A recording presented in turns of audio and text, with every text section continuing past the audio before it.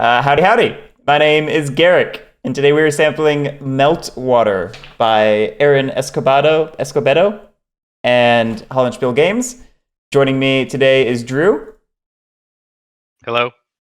And yeah, this is Meltwater. No explanation, I'm just going to beat you now. No, I'm kidding.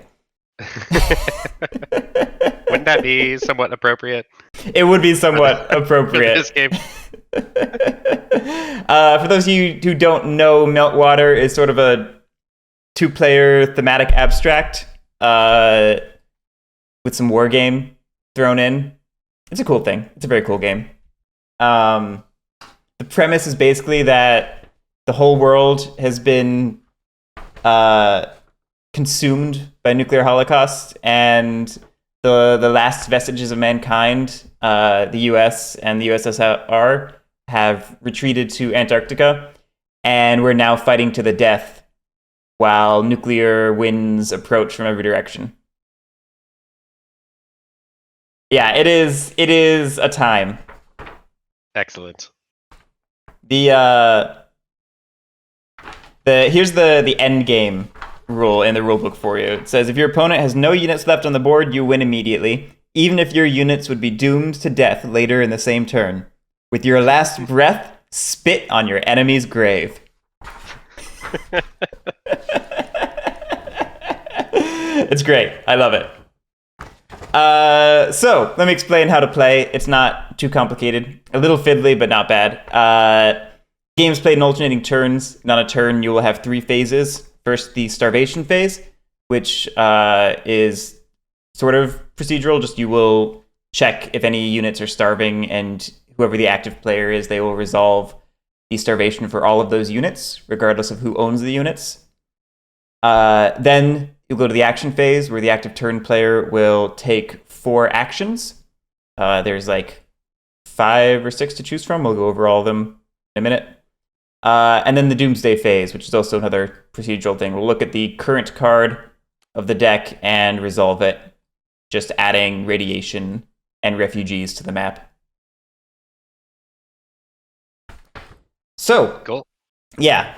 I will talk about Starvation probably last. We also are going to skip it on the very first turn. Or the very first 2 turns, one for each of us. So let's talk about the actions real quick. Actually, let's probably just talk about the map and what you're looking at real quick.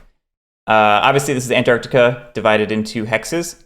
And then we each have sets of units, either civilians or soldiers, spread across the map. And there are a number of neutral civilian markers. And in addition to this, there are some sort of modifier markers. There are these dirty hex markers, which indicate that there is some nuclear radiation to make it dangerous, but not enough to make it completely dead. Later, we'll be adding these dead hex markers, which are not normally this large. And they will make that hex completely uninhabitable. And then finally, there are stockpile markers, which are sort of the opposite of dirty hexes. They help keep things supplied. Excuse me. And we're going to be fighting over them, and you can move them around and stuff. Cool. That all make sense? Yep. Oh, I just noticed I missed one of the pre-printed dirty hexes.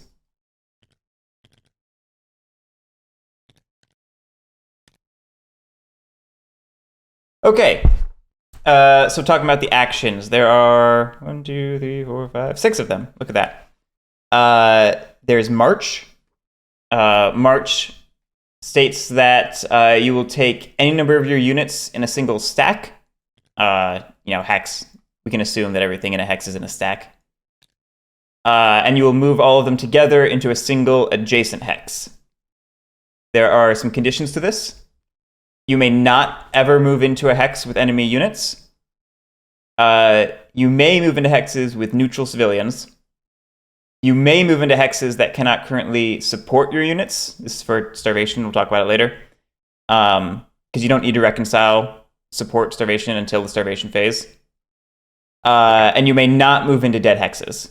if you have civilians in the stack. Soldiers alone may move into dead hexes at their own peril, but civilians may not. Okay, cool. The next action is transport.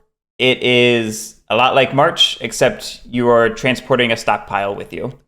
So you'll just move the stockpile into an adjacent hex that also contains your units, meaning you have to be present at both of the hexes. And you're not actually going to be moving civilians or soldiers with this. It's just a way of transporting the stockpile. Moving the stockpile. Okay. Yeah. You're marching the stockpile itself, basically. Got it. After transport, there is threaten. Threaten is how you drive enemy civilians out of a hex. What you do is you choose one of your stacks that is not adjacent to enemy soldiers or in a dead hex, but is adjacent to enemy civilians. You will move one enemy civilian from that targeted stack to an adjacent hex. It cannot move into a dead hex or a hex containing enemies, but it doesn't necessarily have to be supported. It can be starving when you move it out. Does that make sense? Okay. Yep. If, however, there is no legal space to move it, you will remove it instead. Okay.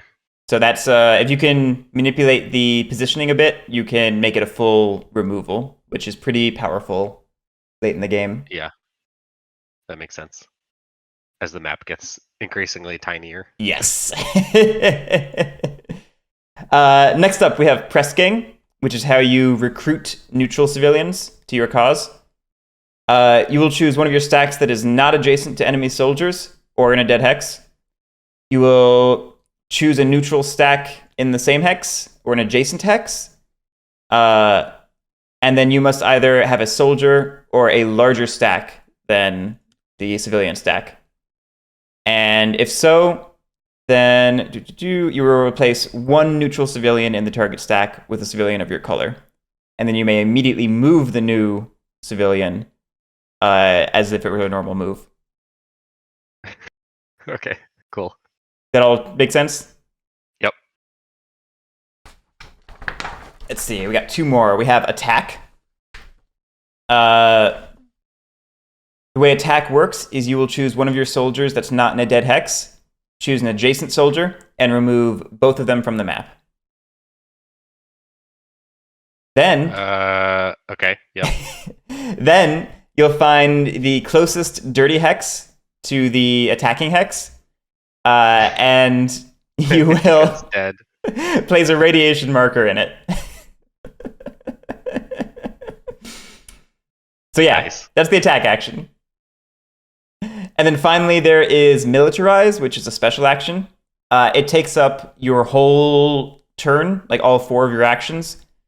And it allows you to choose one or two of your civilians in the same or different hexes, so long as they are not near enemy units or in dead hexes. And you will replace them with soldiers of your color. Make sense? Got it. Yep. Hey, Undead Scoby, this is indeed a Jack Frost SMT shirt. I am a very big fan. So anyway, those are the 6 actions. After an action phase, we'll have the Doomsday Phase, as I mentioned, where we will look at these cards. There is always an active card and then the next up card. You can see what's coming next. What we'll do is we will first place radiation markers according to the 2 black hexes on the card. So in this case, C5 and J2. We will place a radiation marker on them. If they already have a radiation marker, then the active turn player will choose, I think it's the nearest one you can place. Yeah. Okay. And the closest available dirty hex. So it doesn't need to be dirty, but you'll just basically, cascade it over to the nearest thing you could place it. It does need to be dirty. It does need to be dirty. Okay, cool. And then finally, you'll place a refugee, which is the white hex on the card. You'll just place a neutral civilian on the map hex corresponding to that coordinate. unless it is a dead hex, in which case you'll place it in the closest available one. Okay. And the closest does not need to be dirty for this case. Cool. Let's see. So yeah, I mentioned the end game already. The goal is just to completely wipe the other player off the map. So let's talk about the Starvation Phase. As I said, it happens at the start of each player's turn, and they will resettle or kill starving units for everyone. So what you'll do is you'll go through each hex to see if anybody is not supported. The standard support for a basic clean snow hex, which are all these ones, is 2 units. This is modified by a number of things. If it is an ice shelf or an ice space, it gets +1. If it's a dirty hex, it gets -1. And that's why you'll note these do not have a +1 in the corner, because the ice is getting offset by a natural dirty. So if we want, we can drop dirty markers onto there. Whatever makes the clearest sense for keeping track of it. Wait, do dirty affect adjacent hexes? No, they affect the one that has the marker. So you can imagine there is a dirty marker in these, in addition to the blue outline, blue shading, indicating that they have a +1. So they null out to 0. Oh, I see. Okay, yeah. That's why they're blank. Okay, got it. Yeah. So like I said, if it's clearer for you to drop a dirty marker in there and consider the marker plus the shading, we can do that. Or if it's easier just to look in the corner, then... Now I understand. But both of those spaces start with a +1 and a -1. They just didn't bother to print it. Exactly. That would be silly. Exactly. Yeah. Okay, got it. And then stockpiles provide a +1 both for the hex that has them and every adjacent hex. Right. Okay. Yep. And finally, dead hexes can support nothing. Yeah, right. Okay. That is just a straight up nullification of any support. Makes sense.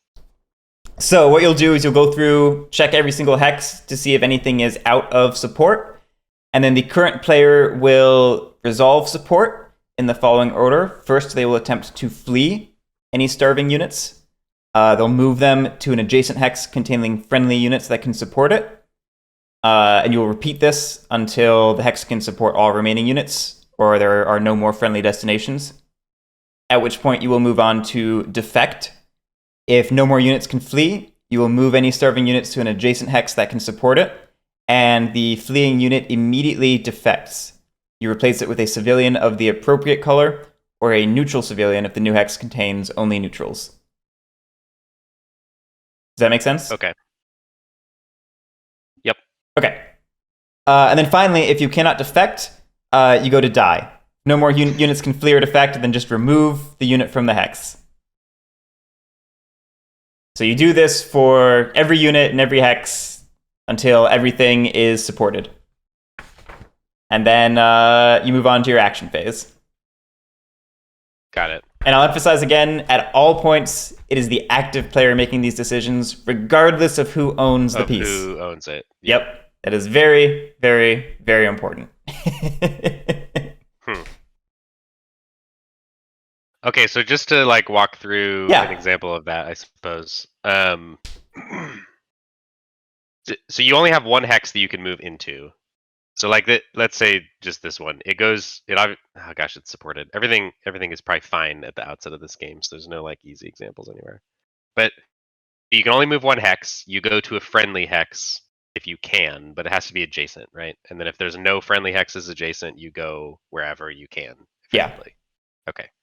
Yeah, that seems easy enough. And if you can't go anywhere, then you die. Then you die, right? And can't it? So you presumably you can't go into an adjacent hex that would then have too many units to support. The restriction is specifically the number of units that the hexes can support that are adjacent to you. Yeah, right? you whenever you flee or defect, the hex that it moves to must be able to support it. Okay, So you can't like chain supports in order to, or chain fleas Yeah. in order to like optimize. Yeah. Okay. Got it. And I think that's basically it.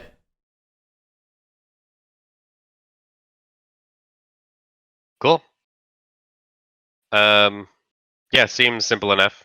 I have no idea like what I should be doing. Oh But I yeah, think I know yeah. how to play. I've played this I think twice, and I've completely forgotten like everything. So I remember struggling a lot until like the end of both of my previous plays. So this is this is not an easy game for me. I don't know if that's just me or if it's a hard game to grok the strategy for, but we will see. Yep. Just making sure I didn't lie about anything. I don't think I did. There are bags of more soldiers and civilians. Do we? Oh yes. So those Oh, are because you can militarize civilians into soldiers. or So that's why yeah, there's more neutral stuff. or your And own into neutral can soldiers. be downgraded. Yeah, and you Okay, can and people can defect into your type of civilians. Right. Okay. So then in that case, I should ask: are these component limited? They are indeed component limited. Yep. Cool. All right. And yeah, I think that's it. I think I'm good to go. Let's see. Are we supposed to have a turn order based on color? Let me check. That I do not remember. Oh, if it wasn't clear, I didn't explicitly mention this, but you're friendly to your own units, and an enemy to your opponent's units, and neutrals are friendly to other neutrals, and are not friendly or enemy to either of us. Okay. Yeah. Let's see.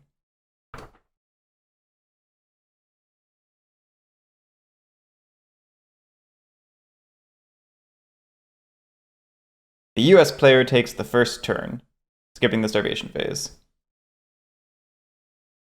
Okay. Okay. And I'm fairly certain I am the US player in blue, considering you are USSR. Yeah. Yep. They're even labeled. Look at that. So, I skip Starvation. I go to the action phase, and I start thinking, because I have no clue what I'm doing.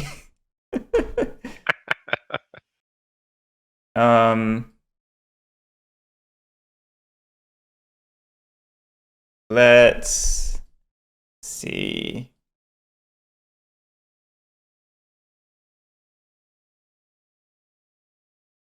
Okay, so we're gonna skip Starvation on your turn, but then we'll come back to me and have Starvation. Yeah. And as I can currently see, it looks like this hex is over its limit. This one's over its limit. Oh no, that's got a stockpile. Yeah. This one is over its limit. This looks like it's over its limit. By a lot. Yeah. 2, 4, that's fine. I think those are it. Yep. So as far as I'm concerned, I need to resolve this and then maybe consider making these annoying to resolve, but that seems less likely. Don't really know what I'm doing. These resolve at the end of every turn, or Yes. just the end of? Oh, really? Yep. Oh, really? So this is going to happen at the end of my turn. This thing is immediately going to be dead. Is it C5 before I and get a chance to do J2? anything. I love it. That's unfortunate. That's unfortunate. Yeah, so this is going to dead, and this is going to dead. So is this when it's dead, it's just like stack wiped at the end of the turn, right? At the beginning of the turn, you would have to resolve the Starvation for it because it's an unsupported hex. So it's not a problem. It's just unsupported. So Yeah. I would just have to, or actually you will just flee. It's gonna be no, wait, Starvation. It's active player. Doesn't happen until the first of your next turn. Yeah, the first of my next turn. So you have a turn to resolve it. Okay, But cool. from then on, it's going to be a constant pressure. And likewise, what's going to happen for you on your turn? We're going to do I1 and K4. Okay. You. Great. This is very, very much an intentional part of the design. I remember I played USSR when I was playing with Lily, and there's a reason you start on the edges of the map, and the radiation comes in from the edges, and the US is in the middle of the map. It is an intended tension. Yep. It's very mean. Remind me what the white square does again? It's going to get a refugee, a neutral civilian in that hex. Okay. Wow. So both times there's going to be 3 in here. They only come from like a few places by my recollection. The rulebook makes a point of mentioning that they're the nearest. They're the places on Antarctica nearest to land masses. That makes sense. The coastal regions near Rothera, Siowa, and Dumont. So that's Dumont. There's Rothera, I don't know. It's probably up here somewhere. Yep. Siowa. Yep. Yep. So those 3 are the ones that are going to get refugees for the whole game. Just so you can think about that, or Cool. pretend to. Yeah. What are these little tents? I am 90% certain they are just for setup. Okay. Maybe 80% certain. I've read the rulebook twice this morning now, and I'm pretty sure it's just a setup thing. Got it. Okay. I don't know. I'm not sure. It seems like it might just be starting civilians, but then there's like nothing in these middle hexes. We used the quick Whatever, start setup, okay. which is pre-made for us, but there are 2 other forms of setup. Oh, okay. Okay. Yeah, there's a recommended and there's a fully open, and both of which require some amount of placing of pieces. Yep. So I'm pretty sure it's relevant for those. Yeah, that makes sense. Yeah. God, I have no clue what I'm doing. March, transport, threaten, press gang, attack, militarize.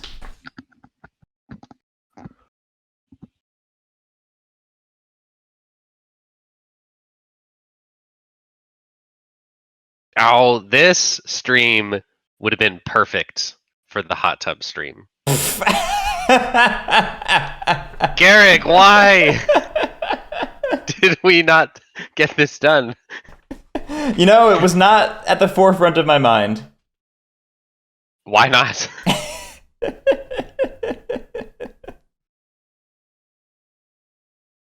Let's... Gosh, I got no freaking clue. I have no clue. 4 actions feels like so many now. I know it's not. I was going gonna to say, be. when you first read off the rules, I was like, wow, 4 actions seems like a lot. And now that I'm looking at the board, it is not a lot.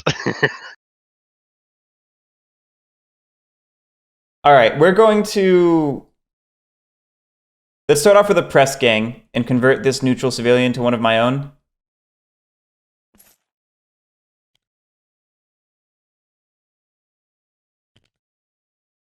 Because I have a soldier, it's not a dead hex, it's not near any of your soldiers, so it's all kosher.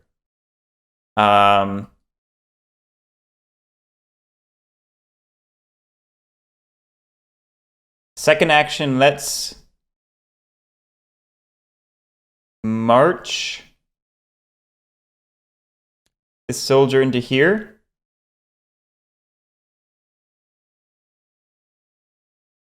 And then third action, we will press gang this one.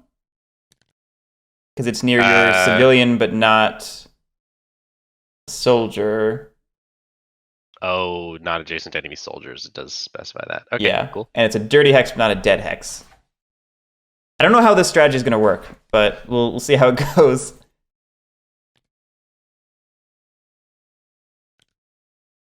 And then I am allowed to immediately move that new civilian, but I'm not going to. And got a fourth action.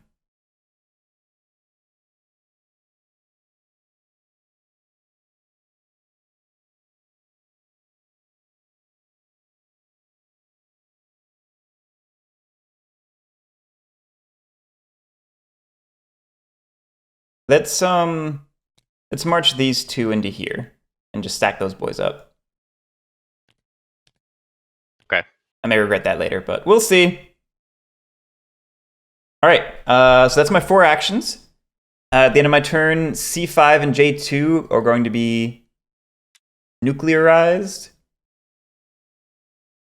Boom. I see why making these this big was maybe a bad idea. I tried warning you. But you know what? It's too late now. We've committed. I think we can remove. Yeah, you can totally remove that. Yeah. J7, It's Dumont. There it is. Thank you. It's even on the card. It's just I didn't want to look. It's actually a lot easier just to look at the picture. It is on the card and reference coordinates that way. All right, so I'm gonna stick this like right here for now. All right. And we should advance the Doomsday. Yep. Okay, so basically, it seems to me like I don't actually really need to worry about this that much because both of these pieces are just going to flee into this space. And if they can't flee into this space, they'll flee into that space. And then that's kind of it. Not quite, basically. Because when you flee a starving unit to an adjacent hex, you must move it to a space that contains friendly units and that can support it. Oh, and if it can't go to a friendly unit, then it dies. It right? tries to defect and then it dies. That's right. Yep. And defecting civilians just get removed, right? Oh no, so defecting civilians go to neutral. They go to whatever controls the hex they're moving to. So first they look for friendly. They go to neutral. If there's a neutral civilian space that can harbor them, they will switch to neutral. If there's one of mine, they will switch to mine. If there's one of yours, they'll switch to yours. And if it can't support it, if there's nobody there to take them in, even if there's support there, then they die. Okay, so they won't. Neither of them are going to flee to this space because there's nothing there already. So they would just die because they can't go here because there's not enough support. Exactly. Oh, actually, this does have +1 from your stockpile. It looks like. Oh, that's true. That's a good point. But you're going to choose the order, right? Yes. So you would send the neutral there first, and then mine would die. Correct. Yeah. Okay, interesting. So they can never flee into empty spaces, basically. I'm just making sure the stockpile applies to non-color pieces, like pieces of not your color. If you control the stockpile, I'm just checking that real quick. Friendly unit. So okay, so no, actually, this does not have a +1 for the purpose of neutrals. Okay, yeah, that makes sense. My stockpile doesn't get shared with those random neutral civilians. Yep. Okay, yeah. Okay, so yeah, it seems like useful heuristic is they never flee into empty spaces, and if they can only go empty spaces, they just die instead. Yep.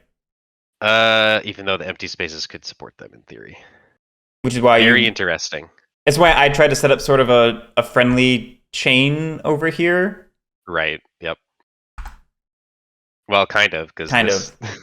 Oh no, this one has a space because of the support or the stockpile. Yeah.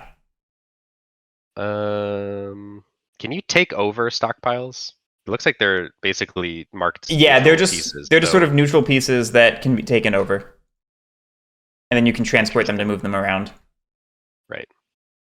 Okay. Huh. All right. So.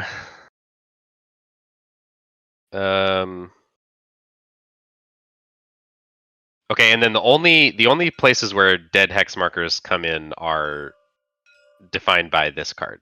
Also by attacking, out, right? Remember? And by attacking, right? Yeah. Okay.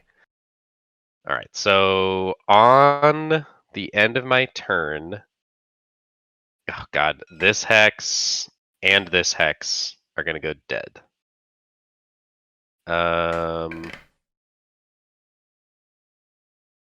So this civilian actually could flee into here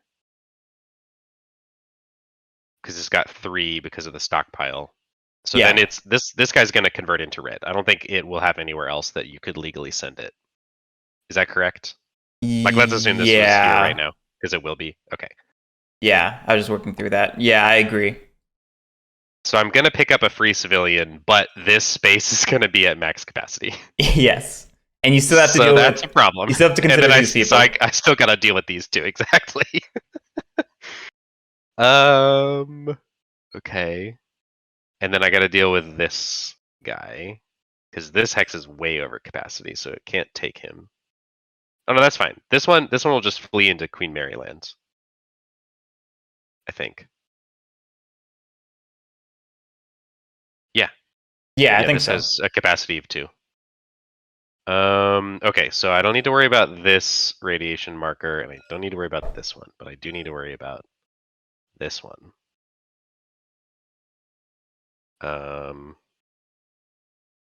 well, wait, do I need to pay attention to this card too?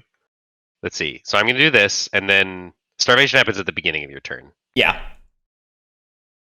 But then this card is going to fire on your next turn. Yep, so it's going to be After you relevant do for your Starvation and then phase. I'm going to have to starve whatever is on this one. Okay, so I need to pay attention to both of the upcoming cards. But it's pretty far... Currently, this card is not really relevant to your interests. So I was going to say, both I think of in this those case, you dead have spots Yeah. are stuff that you have to worry about and not me, so that's nice. Oh, no, wait. You don't have to worry about either of them. That white square is just a refugee, yeah. refugee coming in here. Okay, well, it sounds like...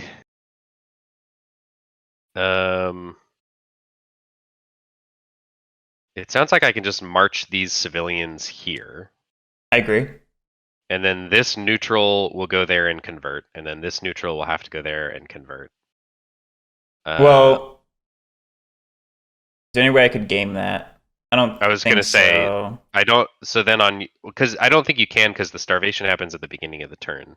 So Yeah, my point was I can choose the order things resolve, I'm pretty sure.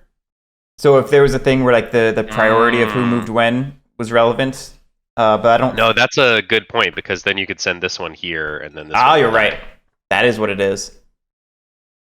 I'm going to double check that I'm correct on that, but I'm fairly certain I am.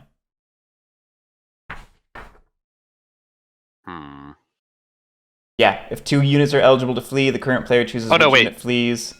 No, because this stockpile is protecting this space. So this space actually has a capacity of 3. For my stuff. Good point. So even if you send him here, then this one just comes there next, and then we're all happy. Good catch. Okay, yeah, so that seems like a good move for me. So that's what I will do. And then I have 3 more.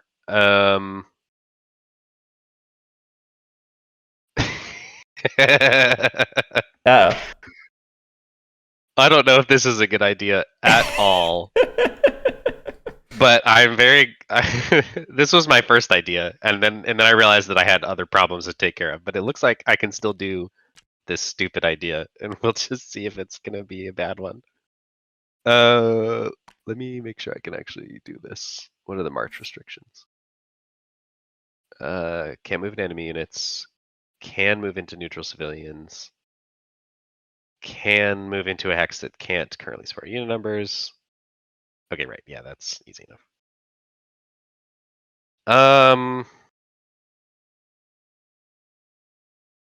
Does that create problems for you, really, though? Yes, actually, I think it kind of might.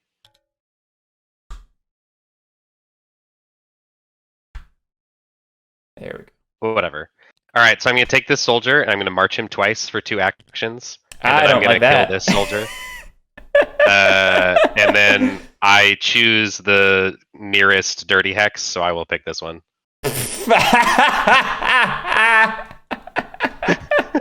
Okay.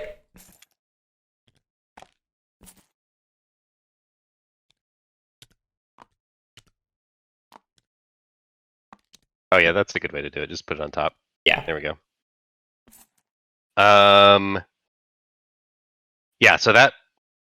Oh, no, that actually doesn't do that much, because this guy can just march into here now, because the soldier's dead. Oh, and you have stockpile. It does screw up I think it strands Yeah. and kills this one. I think this one's going to die or defect, and then I'm going to be able to pick up probably these 2 neutrals once they because civilians can't move into dead hexes or enemy hexes, so this one is kind of trapped here, Yeah. right? Yeah. Okay, yeah, that's kind of what I was going for. I think my plan was already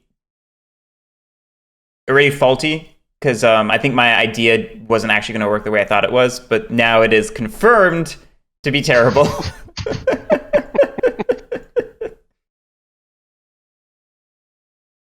All right, so that was 4 moves. So you're up for Doomsday. your turn. Doomsday. Oh, right, Doomsday. Yep. So this goes here, and where was the other one? K. Oh no, wait. K4 I1. It's this that one. Got it.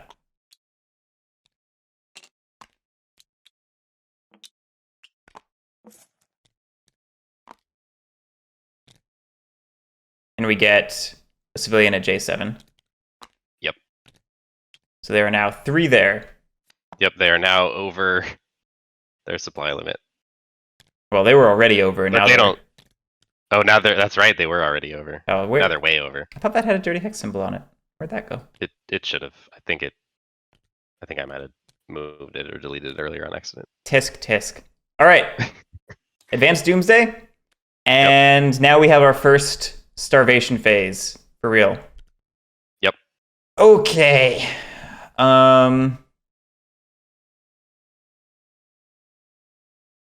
I think 2 of these just die.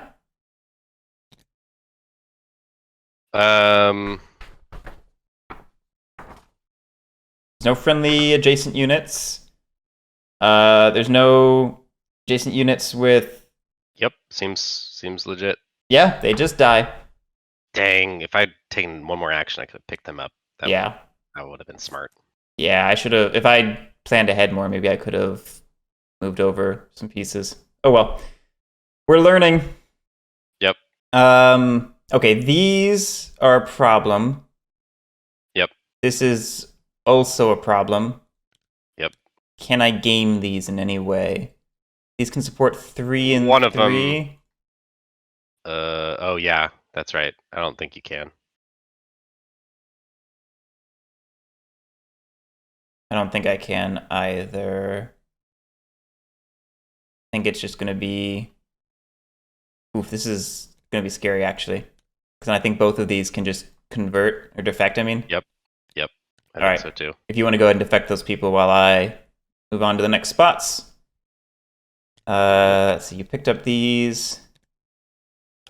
Your stockpile. I think it's going to be pretty much the same thing.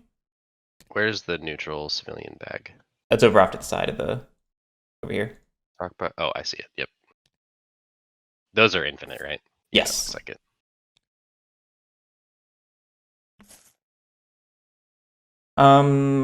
In this case, we're going to move both of them into Kempland.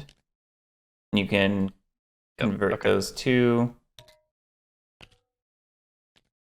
All right, I'm just gonna delete the civilians because if they're not component limited, then that's fine. Watch me accidentally delete pieces that I shouldn't at some point in the future. It's going to happen. You know it is. It's gonna happen. It always does.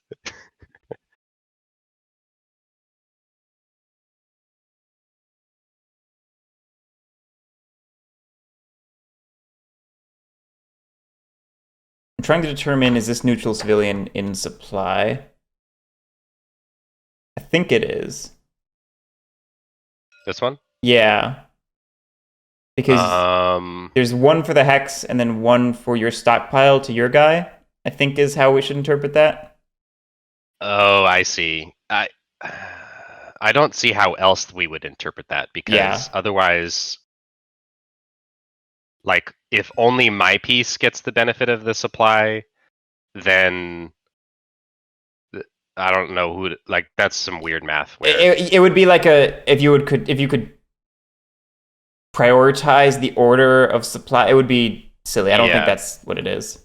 It seems like if you have a piece in the space, then your stockpiles apply, and then any neutral civilians would benefit. Would be my guess, but because I don't know how else to math it out. Because otherwise, like, my civilian sees this space as having 2 supply, but this one sees it as having 1 supply. Yeah. And then whose perception of reality is correct?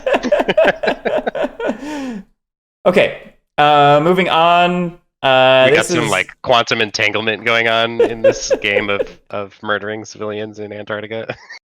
this is a bad place. This one's gonna go ahead and convert to one of your civilians. Yep. Cool. We'll see if I can maybe save my guy. I doubt it, but we'll see. And then this one's gonna move into here. And then I think everything is kosher. All right. So I think that's our starvation phase. Now I have 4 actions. Oh, lordy. All right, let's look at what's coming up. We have B5 and G7. I don't care about those. B3 is getting a civilian. I care a little about that. Then it's E2 and J7. E2's already... This is bad. So that's going to be on Drew's turn. He can choose an adjacent dirty hex. Oh, you know what? Hold on, I think we're missing something.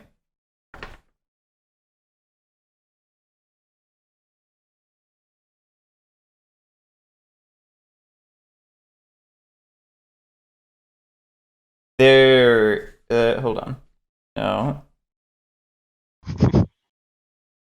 Sorry, something in my brain is telling me that spaces adjacent to radiation markers are dirty, and I just need to find where in the rulebook that is. Oh, that would be amazing. I think there's something like that.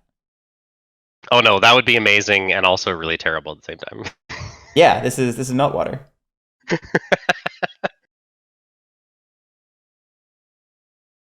Hexes adjacent to a radiation marker and or adjacent to the ocean are called dirty hexes. There we go. Yeah. All right, we got a bunch of dirty hexes. I knew I forgot something. Uh-oh. Uh-oh, Spaghetti-O. An important thing, you can never stack modifiers of the same type, so nothing's going to be double dirty or anything like that. Okay.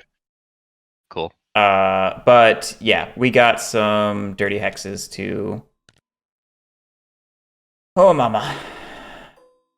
Okay, so that happens immediately. So you probably need to redo your starvation round just now. Yeah. Or actually, we don't need to redo it, but like a bunch of things would have died instead of converting to my stuff. Yeah.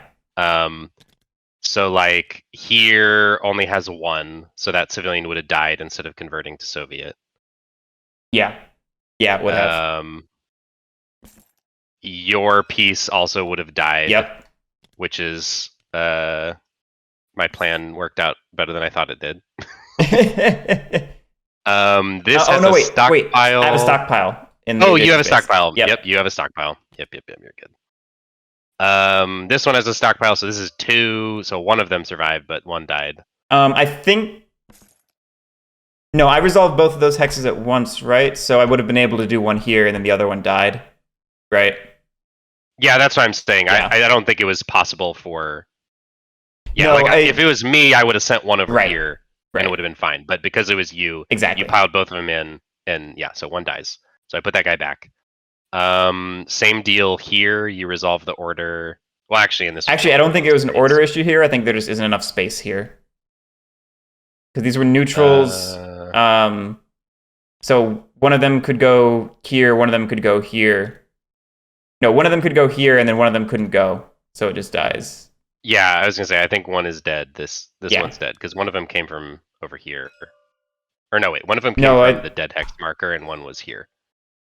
Something like that. Oh no, there were 2 of them here actually. Yeah, that's what I'm remembering.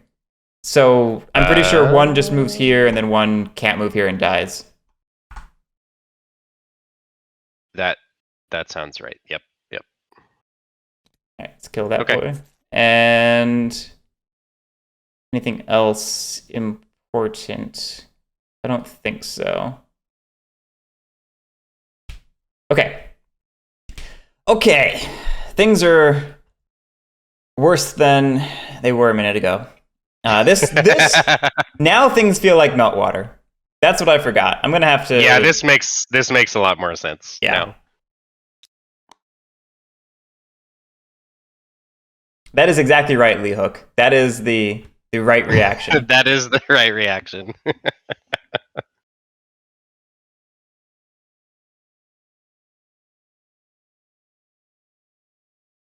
Oh, Drew, why would you have our soldiers kill each other? Because I'm trying to kill everyone, apparently, in this game.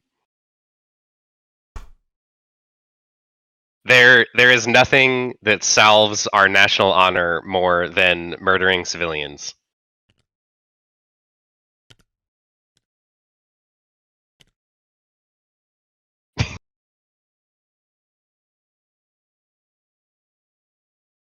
I guess it's funnier when you say it as the US player. I'm just busy thinking, so I only half listen to you.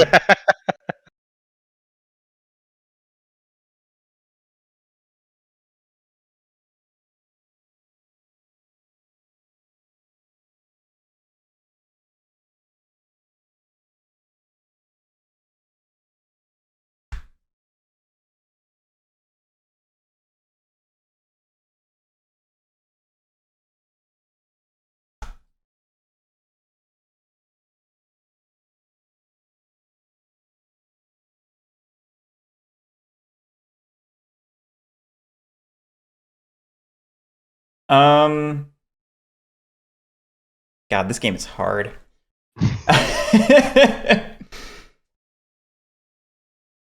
We're just doing some nation building, winning hearts and minds.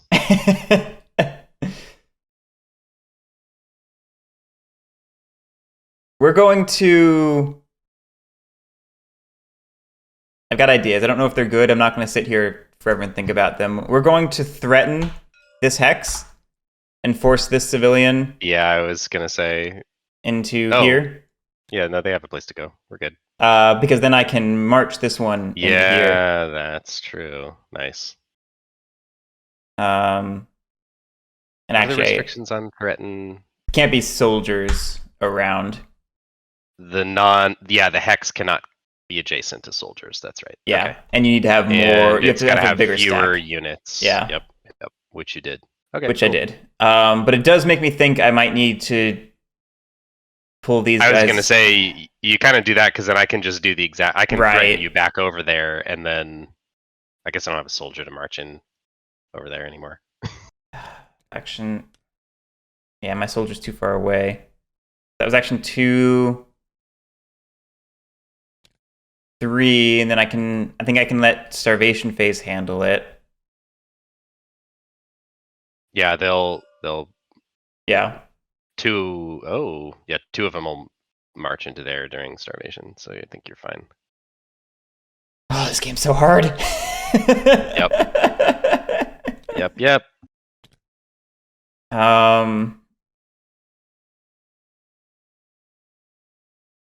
Oh, man.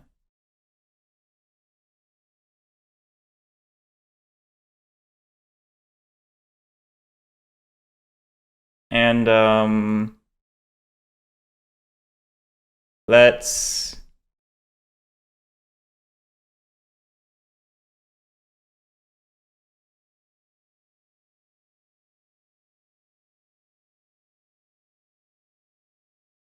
Got one more action.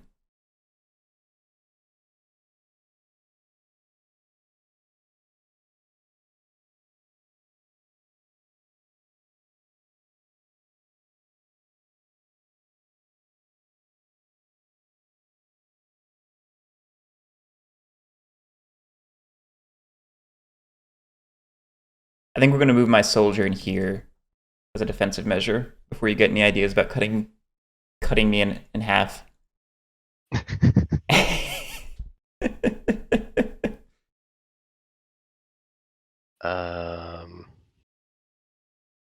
Yeah, I think that's just going to be it. Okay. Oh god, this game's hard. B5 and G7 are now nuclear. B5 is here. G7 is down here. Oh no. Oh no.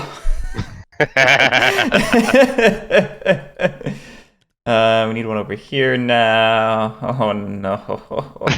This is hilarious. This game's so funny, isn't it? I was like, oh, this isn't gonna do anything to you, but it's doing things to you. Oh, it's doing things to me. Oh boy. Okay, then we get a refugee at B3.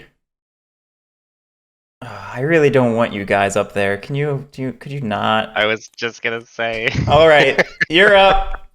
Starvation. Starvation. All right, who's starving? These are starving. I know that. These guys, yeah. I don't know if anything else is.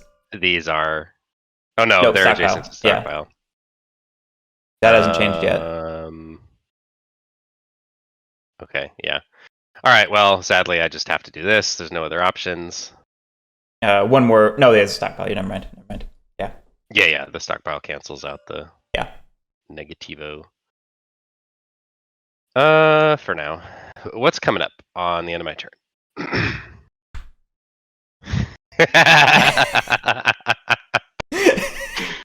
That's right. It's going here, and I get to choose where it goes next. Oh man, I know what I'm doing. I saved one of them. I can be content knowing that. And then the other one is going here. Actually, maybe not. This is gonna be really bad. Oh man, that attack is killer that you did to me. Oh man. Yeah, I was like, I don't know if this is a dumb idea, but it turned out to be a really awesome idea.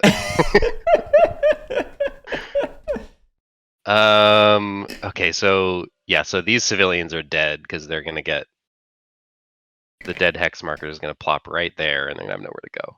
I could go rescue them, I guess. If you want. If I want. But and then what's gonna happen on your turn? Is that a thing that people do? Okay, so this hex is going dead on your turn, and then the ice shelf is going dead. Oh, that's fair, Devrian. You do have to do that, don't you?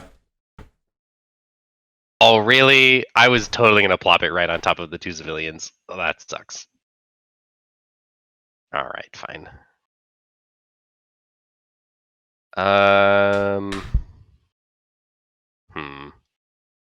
All right, well, I still think my original plan is best, so I'm going to militarize both of these two civilians. Oh, no. Oh, no.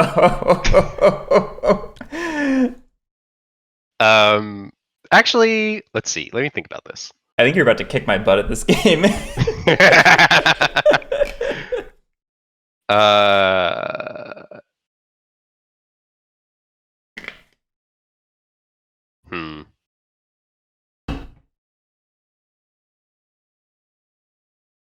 Yeah, the commies are coming. Lee, the commies are coming. I'm seeing a red wave.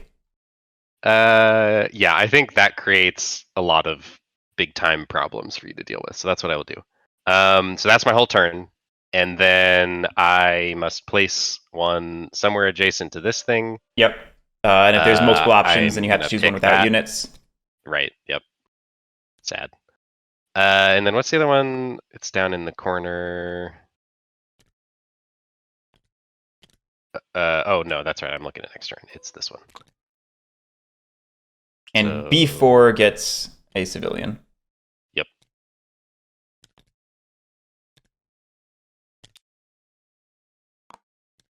Cool.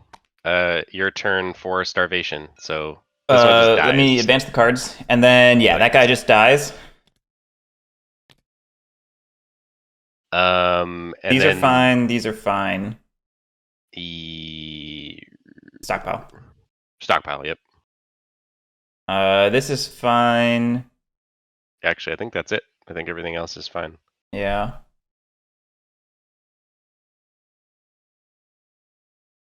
Oh boy. I am scared.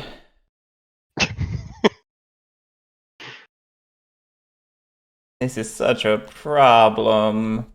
Oh, what's coming up next? We have D7 and J3. All right, so D7 is at least a problem. No, J3 is at least a problem three for you. D7 doesn't matter to me yet. Is it? Yeah, D7 is not a problem for me yet. It's all the way down. I meant J3. J3 is this ice shelf. I don't think that changes anything for me. Oh, I guess you're right. Because this is already dirty. Yeah, they're both already and, dirty. yeah, and I have no units over there, so I think I'm okay. Yeah, you're right.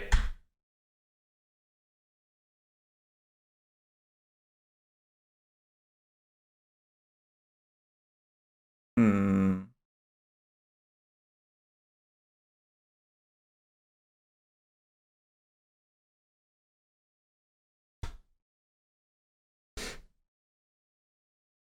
Oh, what the heck do I do? What the heck do I do?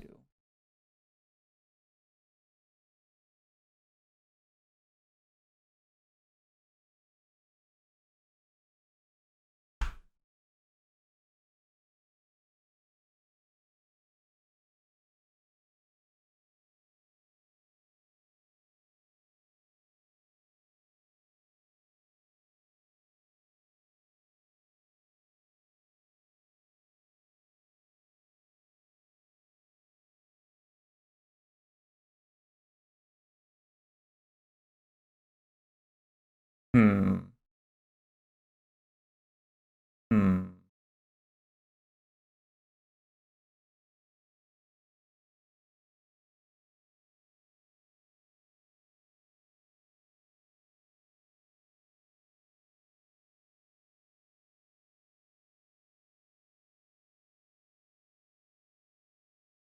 Oh, this is just so bad. So bad. Yeah, this game is great.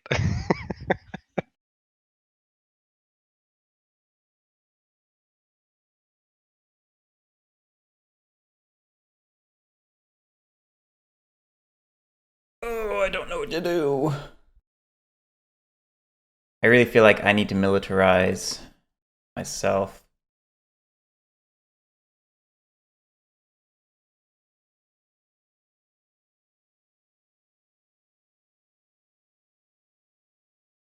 Oh, you know what? That needs pretty marker. Oh, yep, there's a And couple that need yeah, variation. Or dirty. that one technically already has one because that's why it's got a blank in the corner. Oh, right, duh. Yeah, Yeah. that's fine.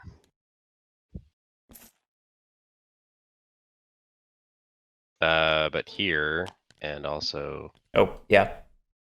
I think that's actually it. Yeah, cool. I'm gonna move this one. Yeah, thank you. Let's try and keep them all in the same corner. Yeah. Makes it a Make it lot easier. easier.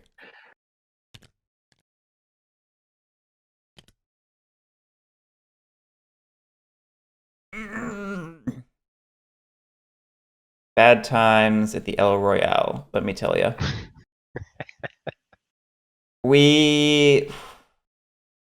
I feel compelled to do this. I'm going to militarize myself. We're going to convert this one into a soldier. And we're going to convert this one over here into a soldier. Interesting. It allows me to convert over there with equal stacks. Yep, that makes sense. Okay. D7 and J3. D7. Yep. J3. Oh, you got it. That's now dirty. Yep. And a refugee at, is it I1? Up there. Right there. Okay. Okay, yeah. So beginning of my turn, starvation. So this refugee actually can go here. Yep. So that converts to a Soviet civilian. I think that might be everything.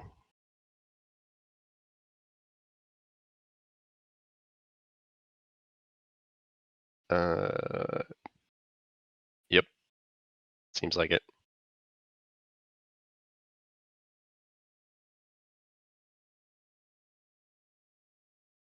Okay, so if I want to attack, the dead hex marker cannot be placed on your units. It has to be placed on the nearest dirty hex, and if there's multiple options, you must choose one without enemy units if possible. So without units if possible.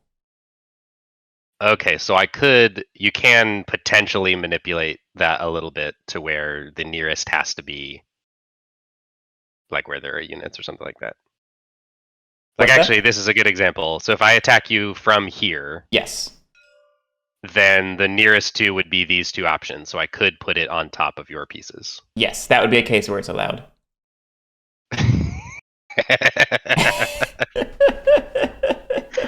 I have a feeling this is really dumb because, like, I have so much crap over here that is just going to get trapped over there at That's some point. part of the reason I started building up a force over here. I'm like, worst comes to worst, maybe we just live on this little peninsula while Drew dies over here. Yeah, middle of the island. I don't know. The other thing I was thinking about doing is attacking to place one here and then just hoping one of these two gets blocked, because that would be hilarious if there's just like a wall of dead hexes and you have all these civilians over here. You'd have to do some moving. I'd have to do some real shenanigans, Yeah. so it won't work right now. But I'm pretty sure I can put a dead hex right on top of your civilians this turn if I want to. I think so. Which, oh man. Okay, if I do that though, so that's 2 actions, so I'd only have 2 left. I think the real problem of that is you would just straight up kill that stockpile forever. Yeah, I think that is true. I don't know if that's a good thing or a bad thing, considering you can take them over. No, because can't soldiers move into dead hexes? Oh, you're right. That's a good point. So a soldier could go in there and rescue it. Yeah. Oh, that's interesting. That's interesting. Huh. Man, this is such a good game. This is a really good game. This one, oh man. Yeah. This one might be the one that I end up picking up, maybe. I had a feeling this would be the one you I end might up actually buying. get it played. Yeah. And I know you like abstracts and war games, so yeah. Yeah.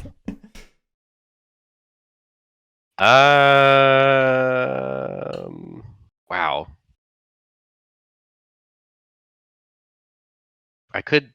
No, I can't kill with that one because then I would have to choose this hex. Yeah, you have to move down here if you're going to do it.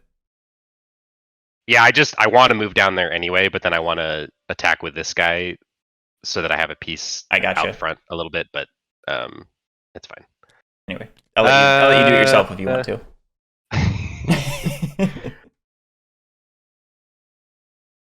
Well, okay, what are the cards saying? That's a good question. Okay, so this is getting wiped, or is turning into a dead hex, and this one is as well, which means I get to pick one of these any of those 3. So you're picking this one. Yeah, most likely. Yeah, definitely. And then you, this one is going down. Oh my gosh, and then this one. Okay, and then civilians are both landing up here. Oh man, that might be a problem for me, actually. You're getting a lot of free civilians over there. If I get too many, I can't convert them. So like I need them to chill out for a minute.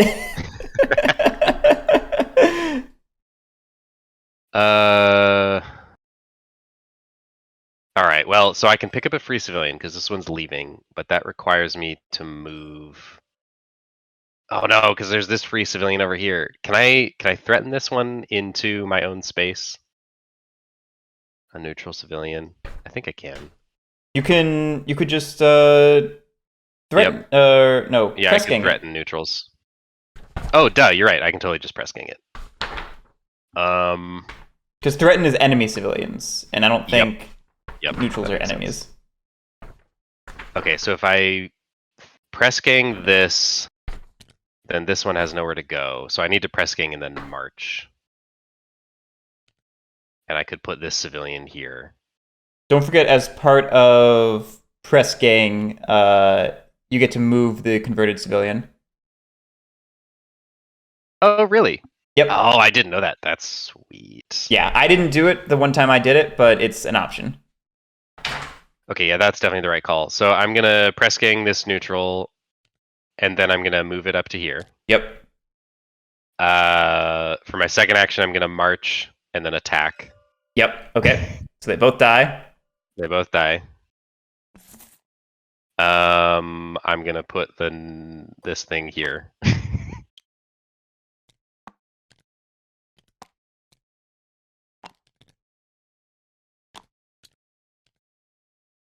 That's not what I wanted.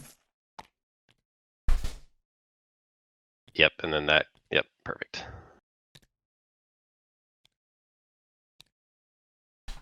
So that was 3 actions. So then this civilian can flee into there.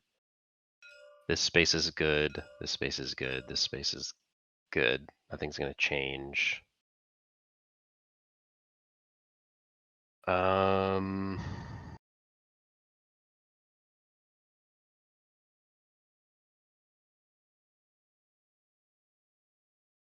Okay, yeah. So then, do I have any other big problems?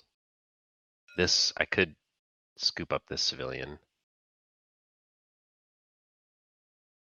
proactively. It could flee. No, it can't flee into here.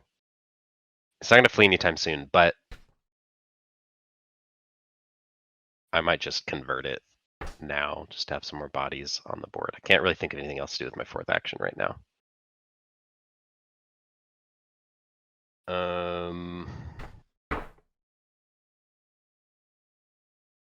Let's see. This soldier's protecting these 2 hexes from threaten. And your soldier's protecting these 2. We're kind of at a stalemate over here. Yeah. Surprise, surprise, this game has stalemates.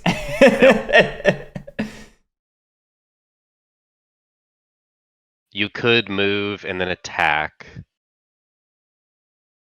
But then you have to put a... No, you could dead hex this thing. Or this one. I don't know if you would want to do that necessarily, but...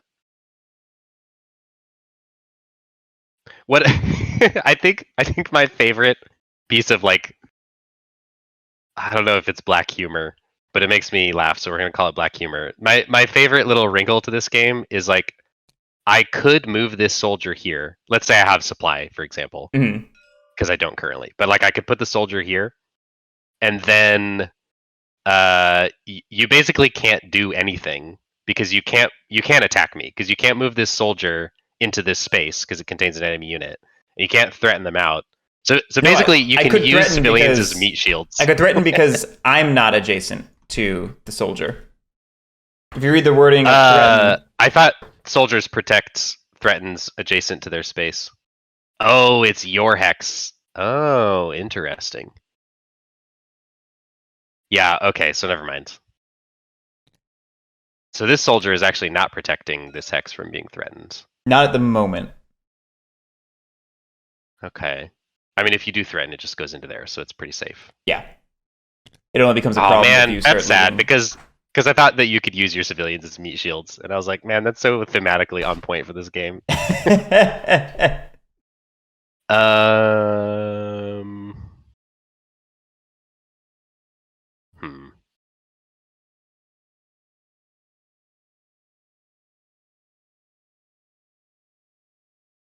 Oh man, you know what would be really funny? I would just have to abandon that neutral civilian.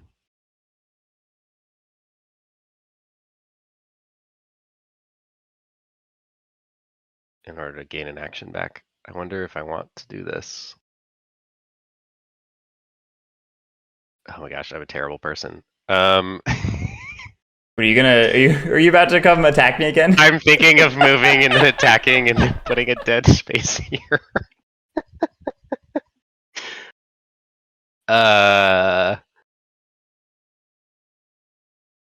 which You couldn't I put it. think Oh, I guess you could put it. Yeah, you could put it there. I could put it there. That's the Yeah. only dirty hex that's adjacent to where I Yep. would be attacking from. Yep.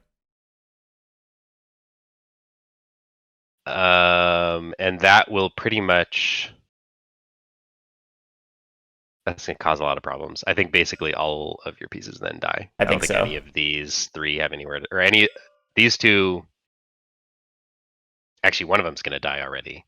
But that would kill both of those, and I think it would also kill this one. No, this guy could just move over here. No, because this will be empty. The soldier will be dead. Oh, you're right. You're gonna kill the soldier. You're right. Oh man, that's hilarious. That seems totally worth not getting that neutral guy. That seems totally worth it. I'll let a neutral guy die so that I can kill all of your civilians. Wow, this game is so terrible. Isn't it great? It's hilarious.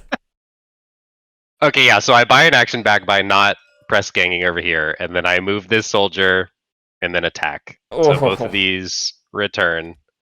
Whoa, give me that back. What happened? Oh, did I grab you somehow grabbed mine, yeah. Where did it go? I put it away. You grabbed it? Okay. Yeah. Cool. It was just funny because I'd grabbed it and then you started pulling yours and it somehow still had mine in your grab, so it started flying off in your direction from almost next to my bag. It was funny. That is funny. All right. Yeah, I think that's the play. It's I don't know if the center of the island is supposed to be a nuclear wasteland before the edges. But we have somehow made it happen. Oh, it is all my fault. This is totally intended as an option because, like, under the attack action, there's a note like maybe the munitions crack the ice, letting more irradiated water inland. Maybe the combatants are using weapons they shouldn't. Either way, the war continues to consume the last scraps of humanity. Yep. This is beautiful. All right. Yeah. So that is my turn, and then this thing fires. So, I'm so boned. One. Yeah, I think you are. We get one up here, and the other one goes down in D7. Down here. So yep, and I'll send it there. And then A3 gets a copy. A3 gets a civilian. Oh wait, the ice shelves have +1, so these actually. Oh, that's a bummer. These should be like moved over just to reflect that there's a +1 and a -1. Whatever works for you, yeah. It makes sense to leave it off down here because then it's just printed value. Yeah. But because these have the +1 printed on them, we should probably add the chits. We can do that. Remind ourselves. Yeah. Okay. Did you get the refugee? I did, yes. It goes to Okay, A3, great. so I placed it right in there. Perfect. Oh no, and then it's gonna have to move and it won't have anywhere to go. No, it's fine right now. No, isn't the value of this space 1 currently? Oh no, that's right. It's 2 because of it's an ice shelf. Yep. 2 by default, 3 for the ice shelf, -1 for being -1 for the dirty. Yep. Yeah, so it's 2. Cool. All right, let's advance Doomsday, and then it's your turn. You starve this guy, and it has nowhere to go. Yep. So that's that, and then you got to deal with all your stuff. I do have to deal with all my stuff. This is so very, very bad.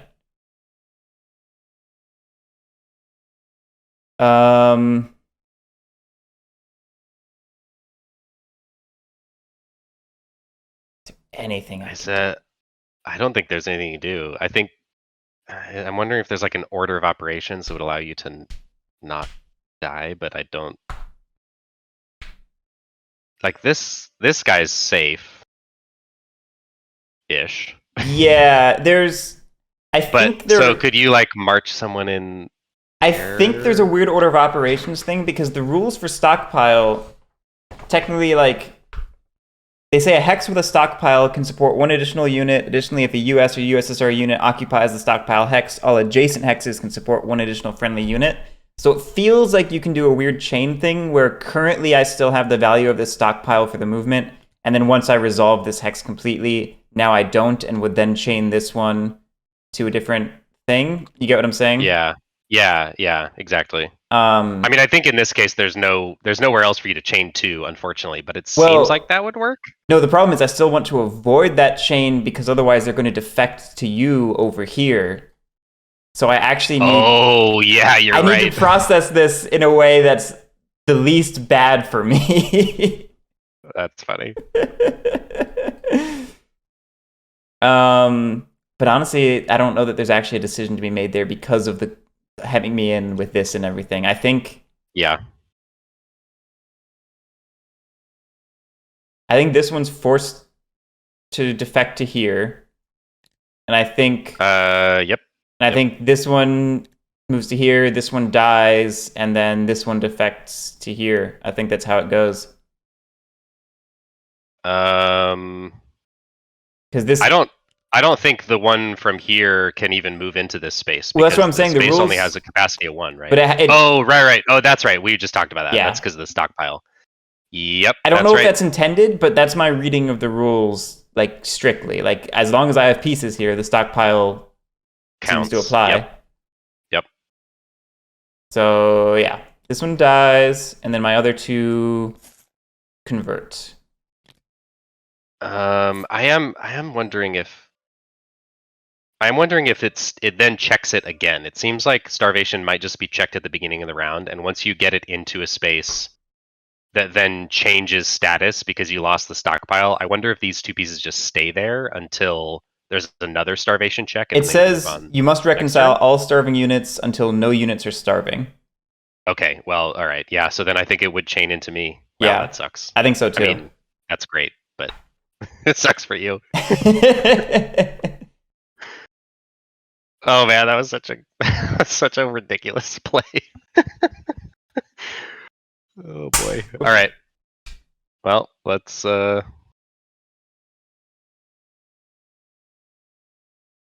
Yeah, it says once no units are left starving, proceed to the action phase. Yep.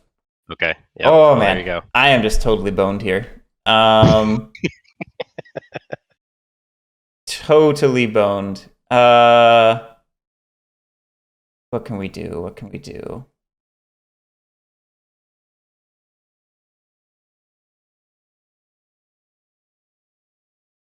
We'll just start a great migration across Antarctica. Across Antarctica to the corner.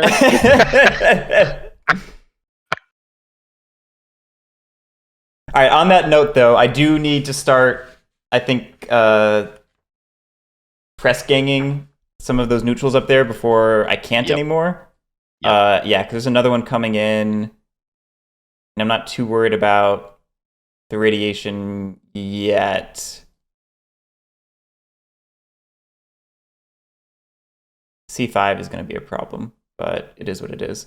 Yeah, so let us press gang. This one, I think that's all legal.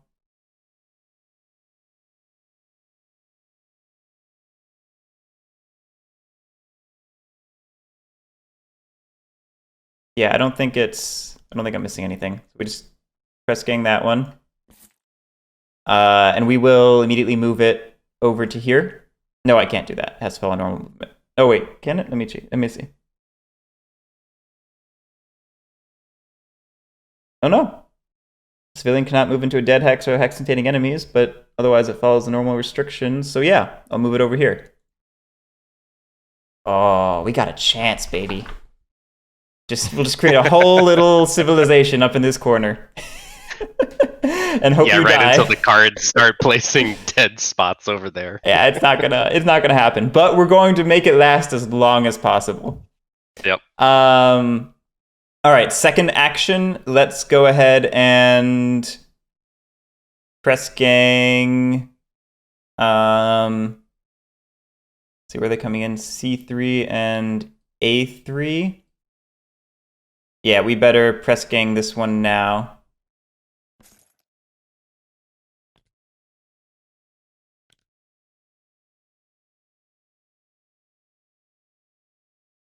Do I want to move it? That's about to get one. Yeah, we'll move this guy over to here.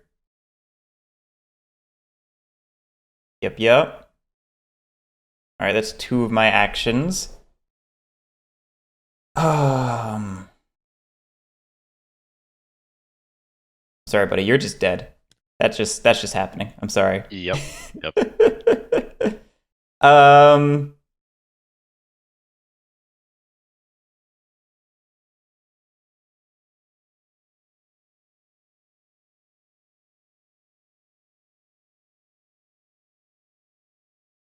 I think what we're gonna do is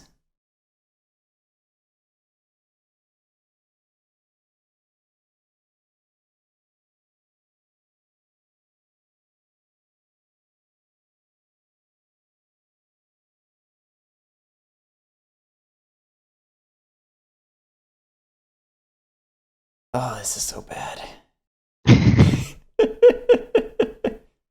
I need to decide what to do with these people over here. You just have too much territory. Yep.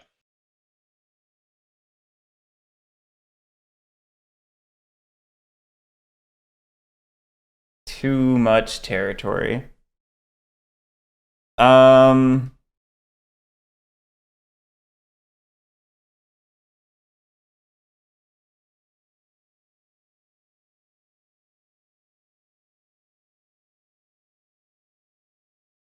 All right, we're gonna move and move, I think. Maybe. Maybe not. Maybe not.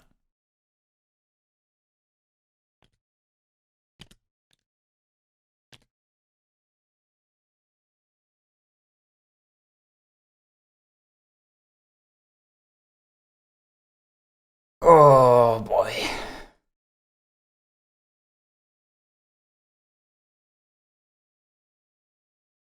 Uh-oh. What's up? I just got disconnected from TTS, but Oh. it's okay. I'll Victory be is mine! back.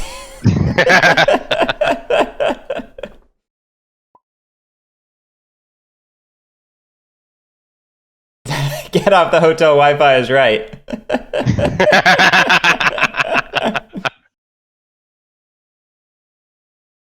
What's funny is my home Wi-Fi has been weird lately, but Really? yeah, I mean, it's fine. It's good. It's not hotel Wi-Fi, that's for sure. It's been like a little squirrely lately.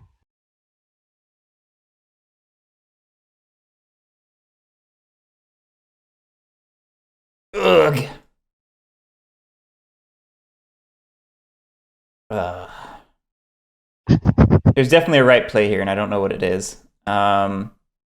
Besides having gotten into this spot.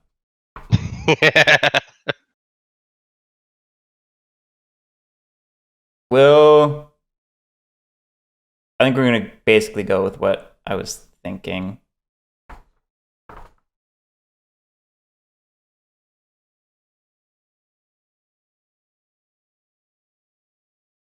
Am I?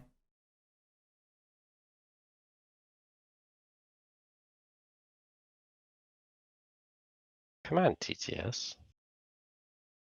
It's not finding yours, sir. I fully Oh! rebooted Oh, TTS. I just got kicked. Okay.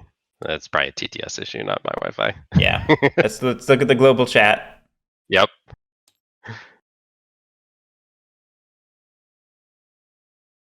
No, I'm not seeing anything. Me neither. Is this so bad that chat is down? Oh no.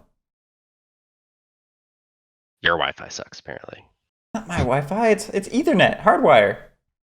Your Ethernet sucks. Yeah, actually, I'm not even seeing global chat. Let me try. Oopsie, that's not what I'm doing. Let me try again. Oh yeah, there it is. I just pulled it back up. Is autosave 1 or 3? Which one do I want? Just check the timestamp. Yeah, Whatever's I'm most recent. doing it. All right, I think it's this one. Wait, what? Why is autosave 2 the most recent? That's so weird. Autosave 3 is 2:08:59 p.m. Autosave 1 is 2:13:59 p.m. Autosave 2 is 2:18:59 p.m. I love it.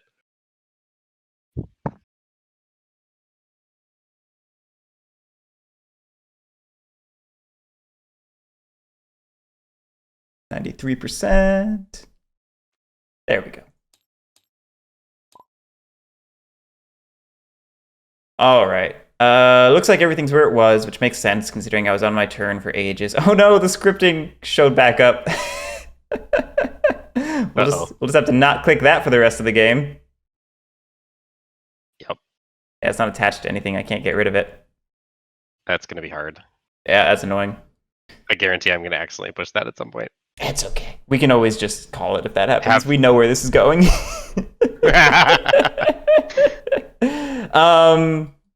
There's always the rewind button. Yeah, also true. I can't decide whether I should try and force you to consolidate or just spread out myself. It just feels mostly like a fool's errand, and maybe I should just run away. I can't decide what's the best for me.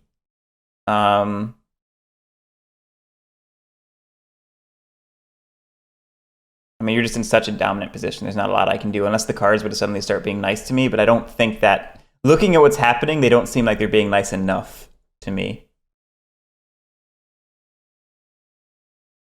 Yeah.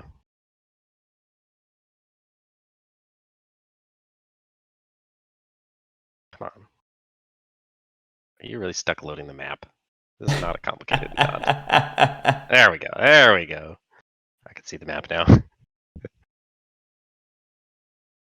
Oh, I know what I can do. I can threaten this guy.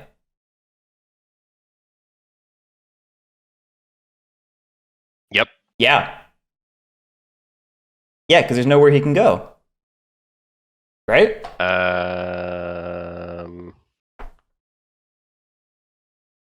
Well, no, I think threaten is, it says as if marching, so as long as they can march somewhere. If the threatened civilian has no legal space to move, remove it instead.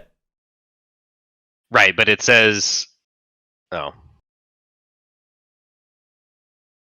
That's my point. I could. No, it seems like you could just march it into either of these two spaces, because these are both legal spaces for a march. It's treated as a march. It's a forced march, and you get to pick where to go. You're right. So it's not going to kill it, but it would be annoying, I guess. It would waste at least a turn. But actually, thinking through, that's how threaten works. In that case, I'm not as scared of your threatens, so I am just going to spread out and accumulate territory and force you to move me out of the way if you have to. Yeah. I think the big value of threaten is put like herding pieces into areas that are about to get dead zones. So I think that is still a risk for you potentially, but I think we need to wait for more dead zones to come out and the board get smaller for me to be able to really capitalize on that. Yeah. As things currently stand, the map is getting nuked down in this corner and up in this corner, so I'm not too worried about this yet. Yeah, so you're not super worried about it yet. Yeah. Exactly. All right, speaking of, let's go ahead and do Doomsday. It's going to be F7 and H1. So F7 is down there. Yep. And H1 is H1's up there. Up here. Yeah, so don't need that anymore. No relevant starvations. And we get refugees on C3, which is over here. Feed me them bodies. But only so many, please. All right. So next is oh sweet. Yes, it's landing here, so I get to put it here. Yeah, you do. Or on C4. It's bad for me. Yeah.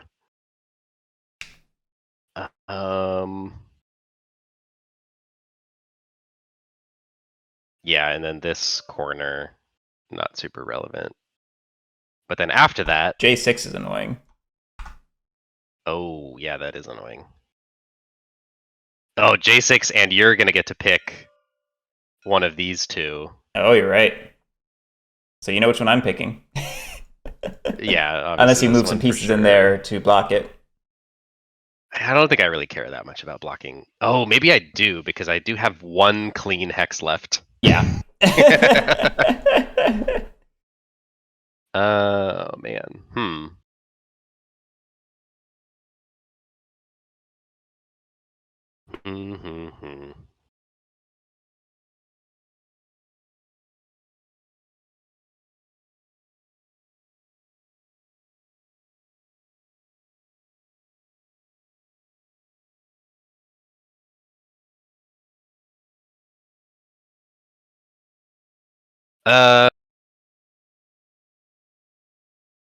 Yeah, let's move this soldier here.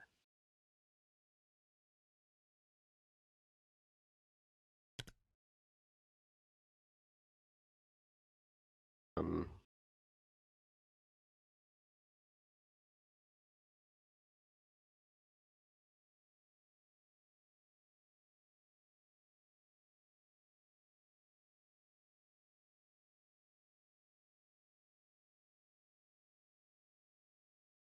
I wonder if that's worth doing, actually. 1, 2. Oh, no, that won't work. Yep, will not work. Hmm. Hmm.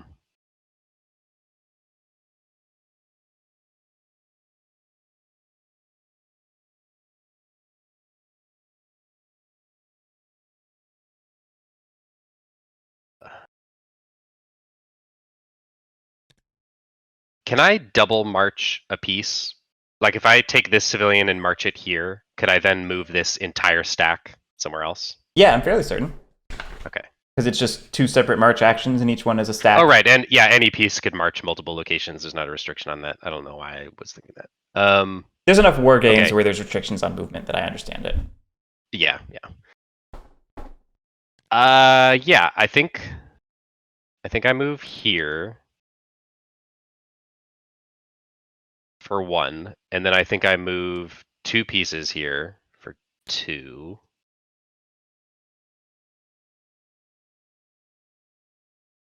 Going after that stockpile. Yeah. Yeah, I'm gonna be able to pick it up before you, and that might just save my butt if I get locked. Like if the dead spaces start accumulating over there faster, then I might need it to not die. Because I unfortunately have created this weird little wall straight into the center of the map that's making things very. There is a hell of a lot of dirty hexes, basically, is what that means. Yes. There are very few clean spaces left. So I think that sufficiently sets up. I'll be able to do it next turn. There's no way you can get to it in time. Well, you do have the issue of that you're out of supply at this moment. Yes, so I know. I'm trying to. That's my next thing to do. So that was 2 moves, and then I move. Honestly, if I'm going to move out of there, I think I move both of them. Inland is better than being coastal, and I don't want to have pieces randomly spread around for no reason. So that was move 3, and then move 4. Why not just go take the stockpile now? Because I can't. You did 2 moves, so you have 2 more actions. You move in and then you transport.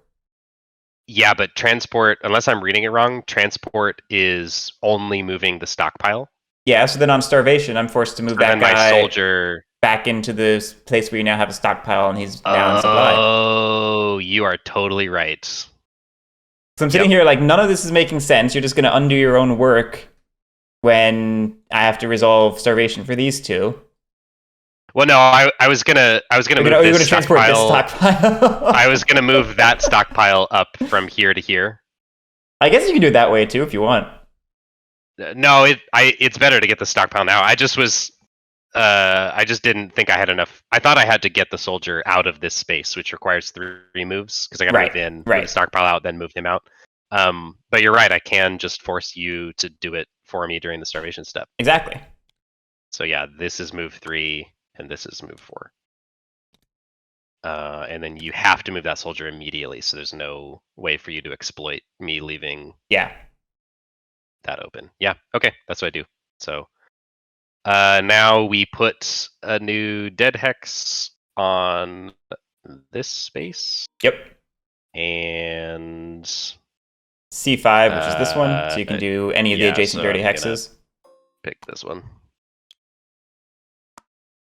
Building a wall. All right, building the wall. Making the world pay for it. And then A3 gets a civilian. Yes, that's right. And then we can advance Doomsday. Yep. Freddy. Drew lives in a hotel, confirmed. Okay. Resolving. That sounds terrible. It does. Resolving starvation. This one is the only one I think that's starving, so it moves over there. So I don't think anything else changed. Yep, I believe so. Okay. D3 and I1. Oh, that D3 is a problem. That D3 is a problem. Deck, Deck, I said you needed to work with me. This is not working with me. Yeah. Oh no, shoot. That sucks though. The next one is up here. Yeah. As well. So basically, oh no, I'm gonna place those. You're so gonna place it, so you get to choose, but you gotta. Well, then that means it's my starvation. I will have to evacuate. Yeah, it'll be your starvation. So basically, I'm gonna have to spend at least a move, like setting up for it. Setting up so that somebody leaves. Yeah. Not great. Actually, it's gonna have to be these because it's 2 pieces. Because otherwise, well, no, I could put the dead hex over there. Anyway, whatever. You're up. Yeah. So at the end of my turn, it's gonna be F1 and J6. F1's here, so I can be annoying and plop it. I don't know. You really can only do F2. Oh yeah. And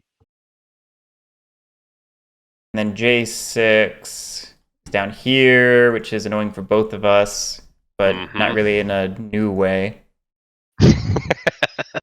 Yep. And then a poor refugee shows up down here. He's like, "Hey guys, I heard there was a party." Yep.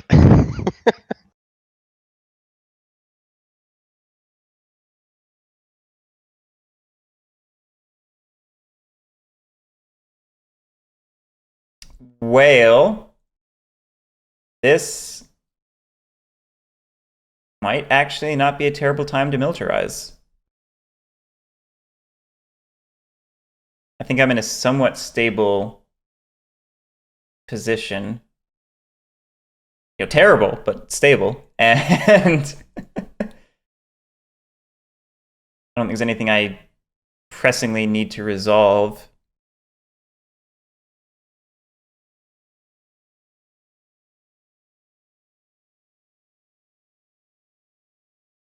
The stockpile's gone, but that's okay.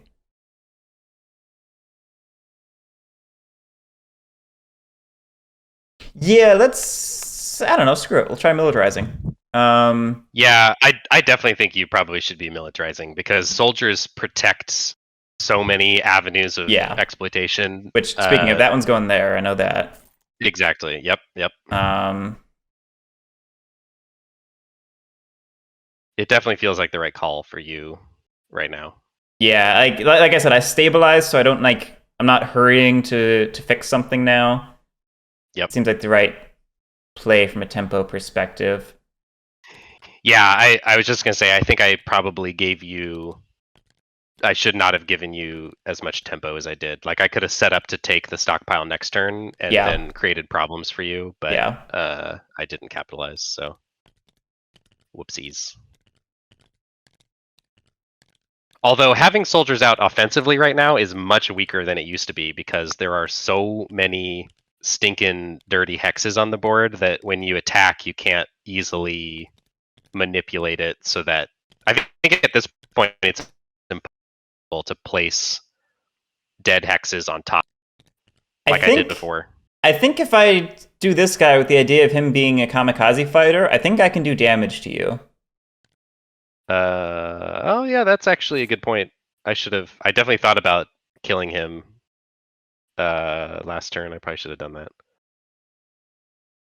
that. But yeah, even out here, like if you attack, like there's so many dirty spaces that are empty. Like you're gonna have to put dead hexes. Well, at the end of my turn, F2 is going to become irradiated.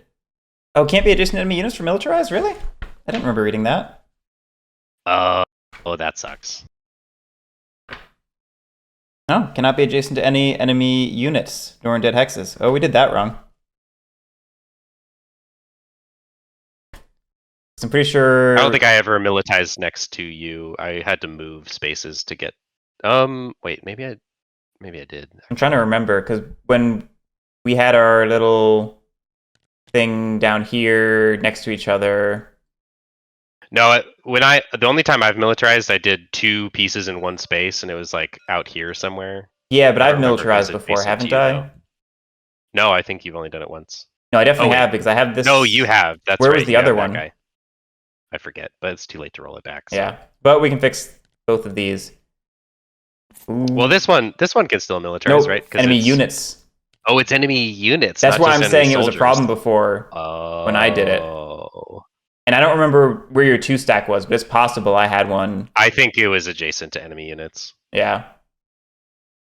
I mean, I could have done it a little further back and just wasted an extra move rolling in, but the game would be a little different. Yeah. Oh, well. That always is sad. Erg. Well, I guess. Yeah, you know what? I put them both right here, and I definitely had stuff. You definitely had a piece there because the whole point was that I was able to. But there's a real good chance that my Militarize was near you over here. So yeah, that's true. Is what it is. Yeah. Oh, dang, that was so cool being able to militarize him, though. Guess it makes sense. Yeah, I was pretty sad about that. It's like, R.I.P. this guy. I mean, I guess I could have just attacked back, but I don't think I really want to do that right now because that would have put a dead spot right there. I think we're still going to militarize, though. We'll convert this guy. Yeah, I agree that I think it's still a good time for you to do it. I gave you the opportunity. Probably should take advantage of it. The question then is just, do I do the other one here, or do I get a second soldier up here just for threaten purposes? I don't know that I need another one up there. Yeah, I do wonder, because it says you can do 1 or 2, and I wonder if I can't. I'm trying to figure out when it would be advantageous to not have a soldier on the board. It seems like they're always better. Well, maybe it's just if you only have 1 limit left in your bag. Yeah, that's probably what that's. Yeah, we're gonna go ahead and do this one.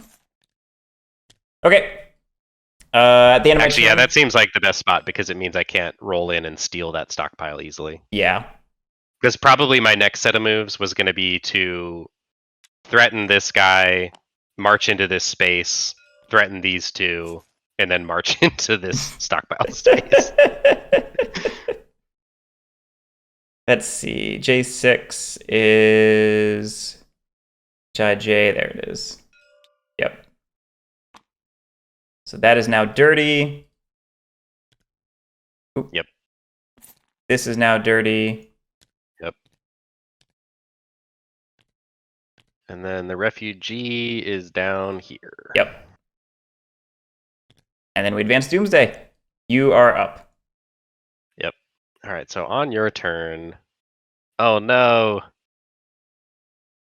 Another one up here. It's going to be this. Which means you're going to be able to put it here or here. Yeah. All right, well, I know who's booking it out of here. Dang, so yeah, I have to spend my turn doing that. Otherwise, I'm going to get screwed and lose my stockpile. And then this is blocking over here. That's helpful for me. Yeah, that's bad for me. That's what I was lamenting earlier. Mm-hmm. All right, well, I have to... Oh, shit. This is such a... Well, no, I guess I could put a dead space on my own unit and then force you to mark. Oh, wait, are there... I need to do starvation. Is there anybody starving? I don't think there's anybody starving. Nothing's really changed. Yep, agreed. Okay, so yeah, I could march just one of these and then move the stockpile. and then you're just going to put the dead space on my guy, but then on my next turn, I'll be able to choose where they move into, as long as I leave space for it. Yeah, I think that's fine. I'm just gonna move 1, and then I'm gonna march the stockpile in. Do stockpiles stack? So is this No. now Nope. a okay? In the same way, dirty hexes don't like double stack. Yep. Stockpiles don't double stack. Yep. Bummer. Checking now to confirm that, but I'm 99% sure.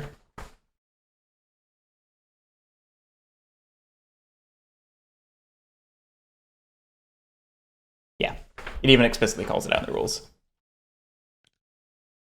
You know what I could do is just march it over here. And then when it's my choice to place adjacent to this one, I can just pick this one. Yeah, you have some control over how that goes. And then both of these are forced to... Ah, shoot, no, because then one of these would die. One of them can go there, but the other one would then would starve. So yeah, basically I need to send somebody here. I can't really save actions. So in that case, I think I probably would rather have it set up like this. Oops. Not quite a stockpile. Even though they're kind of useless adjacent to each other. Yeah, man, wasting my turn on that stockpile was a mistake. I don't need to. It would have been nice if you didn't immediately start getting pressure on this. Yeah. Okay, so that's 2 moves. I think that's enough. This civilian can go there. In fact, I might put the dead spot here so you're forced to do this, because then this neutral civilian can convert. Yeah, so I'm just going to leave that whole area. So how can I pressure you is the real question. I don't know that I can. I could threaten.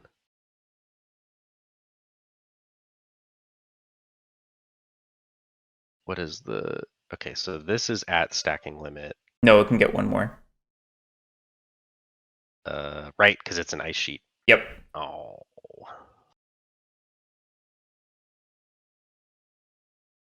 Okay, yeah, so I can't kill this civilian. That's sad. This was in fact intentional. If I had 3 actions, I could kill this civilian. Oh wait, no, I can kill somebody. Okay, I'm gonna threaten this one. Its only legal move is into here. It's not true. Then I threaten, right? It could also go here. What do you mean? Well, oh, that's right. We talked about this earlier. It's yeah. a march, so it just sends them down. Yeah. That's right. What am I talking about? Okay, yeah. There's no way to fork these two. What's the next? I didn't look at the other one on this next card. Ooh, juicy. Yeah, that one's juicy. It's right here? Yep. So you can do C4 or B4. Mm-hmm. And that's exactly what I did not need. Yep. Huh.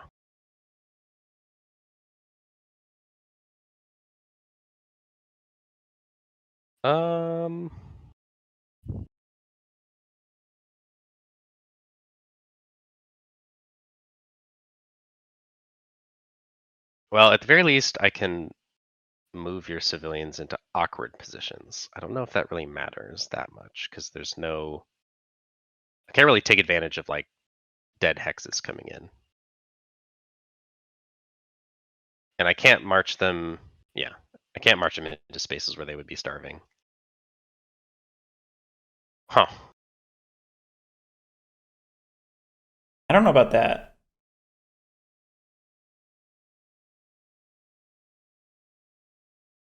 So it follows really? all I the thought same it had to restrictions as be- move. So Oh, and you can move into a hex that cannot currently support unit numbers. yeah. Ooh. Okay, yeah, so then I definitely can manipulate a little bit.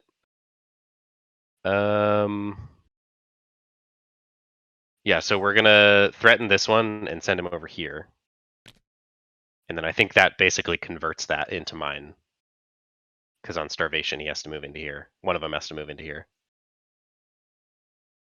Are we sure this is legal? Yeah, I guess I didn't understand threaten as well as I thought I did. I'm reading through it now. Yes, Angry Tetris. We've murdered this board.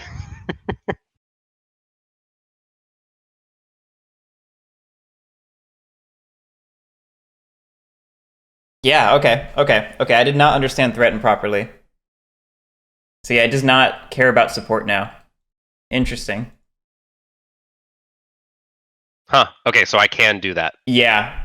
I think that misunderstanding Cool. is gonna put the final nail in the coffin. Yeah, I think that pretty much allows me to just kill you. Like you could have, I don't know what you would have done with the other two actions, but you probably should have left them bunched. Yeah. Because Okay, so I one was is working under the marching same in impression that you couldn't here. like move them into a place that couldn't That support couldn't them, support them. and Yeah. you could, if there was a legal option, you know what I mean? Right. Yep. Hmm.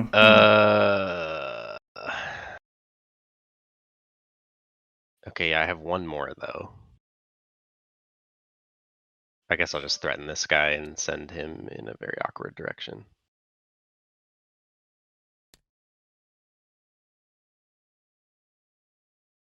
That forces you to respond, or I can just march into these spaces and then cause problems. Okay. Yep, that's my turn. So I now place a radiation marker here, and I will choose to drop it here.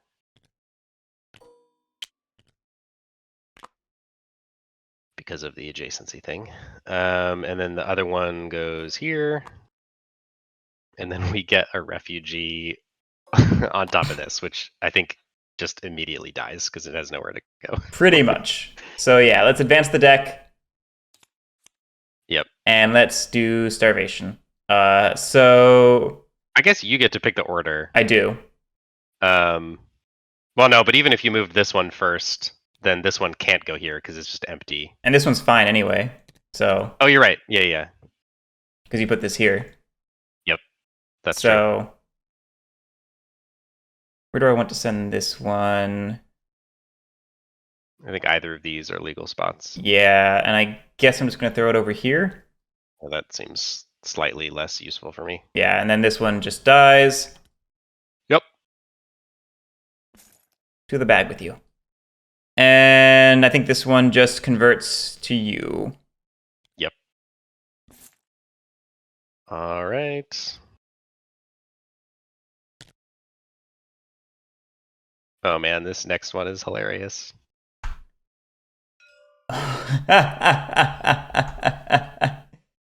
Oh man.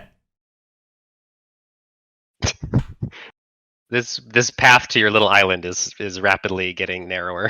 It is indeed. Need more to be over here, please. Yep, you really do.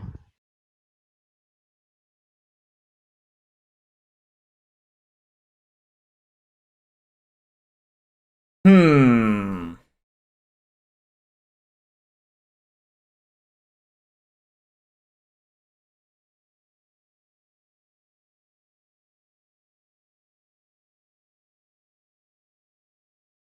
All right, I think what we're going to do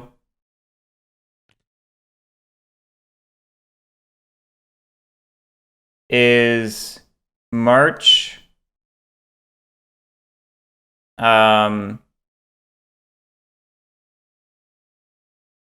press gang this one. Yep. You gonna march it for free? Oh, I can march it for free, can't I? Yeah, we will do that. and then march this one up here with my third action. Yep.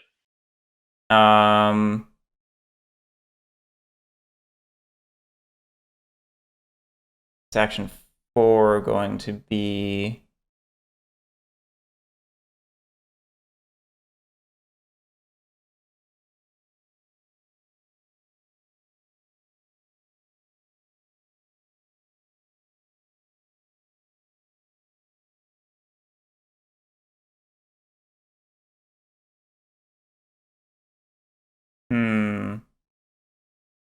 I think you probably need to start pressuring me, but I don't really know how you do that. Yeah. Like, you can set up threatens over here, but that would require you to abandon your stockpile, which seems like a terrible idea. So Yeah, that's the thing. Like, I need. That's why I'm trying to. you need a civilian sitting on the stockpile, basically. Right, and that's part of why I did this is to bolster my Yeah. numbers down here. Yep.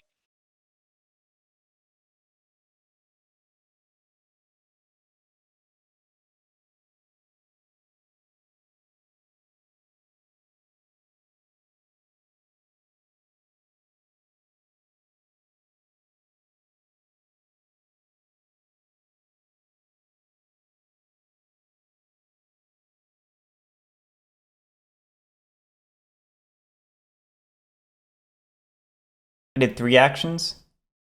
Yep. Move to soldier, press gangs, Moved. got a free move, move the soldier. Yeah, you have one more.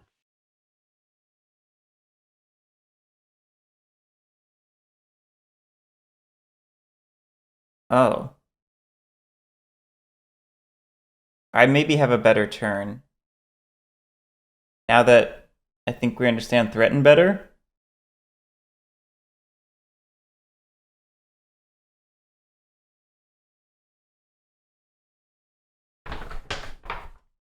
I think. Oh yeah, you could. I think instead of I mean, converting. you have to leave this civilian, but you actually can set up a threaten with this guy. No, I think what I actually do is instead of bothering with that civilian, I move this guy here and double threaten these, so you lose So your you don't stockpile. have. No, you don't have more pieces than. More pieces or a soldier. Right. Sorry. You need to. If you have a soldier, you need to have equal pieces. So there's. Your you gotta stack have must two either spots in have that a space. soldier or must be larger than the enemy's stack.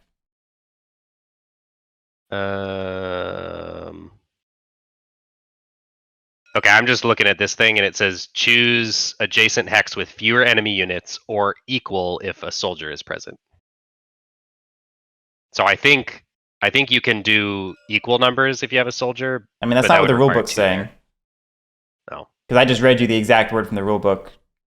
Your stack must either have a soldier or be larger than the enemy's stack. Interesting. So now we have to figure out which one's right. I guess I should actually look at the rulebook. I've just been relying on the the cheat sheet the whole time. Let's look this up. I wonder if I have an outdated rulebook or something. So I'm using my physical copy. Oh, okay. I don't know if there was any errata.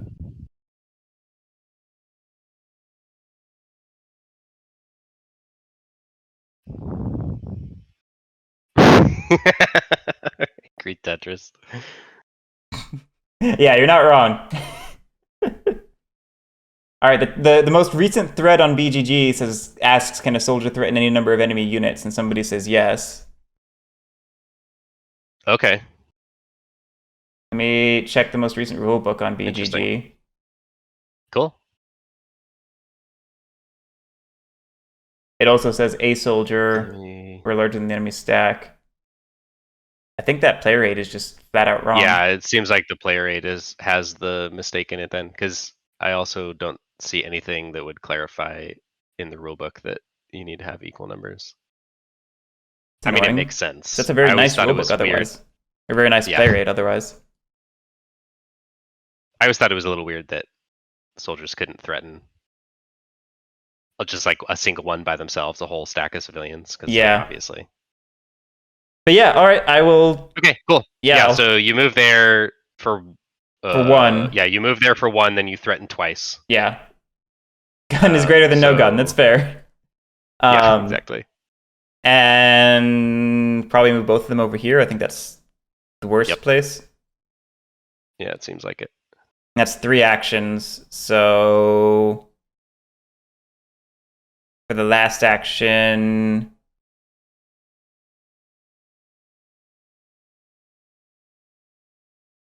we're back to that conundrum. The last action seems fairly obvious to me. Just move in and take it. Steal the. Yeah. Yeah, I mean, I don't know. Maybe I can exploit that somehow, but I feel like that's what I'd do. I'd get greedy and go after this stuff. Yeah, we'll try it. We'll see what happens. All right, so that's your turn. Yeah. You gotta place. B5. This one goes up here. Oh, this is my turn. We're doing this. I do B5. I know. I'm just doing this one because it's. No, yeah. I think I was thinking I was doing B5 earlier, so I actually can choose. Yeah, you get to pick. Right, yeah. That one. Okay, and then we refugees. Get a civilian up. You got it. Okay. Yep, right there. And then we advance Doomsday. Yep. And it's your Starvation Phase. Indeed. So this guy is dead. I agree. Yeah, because the stockpiles don't stack. Yep. Same deal here for this guy. Yep. All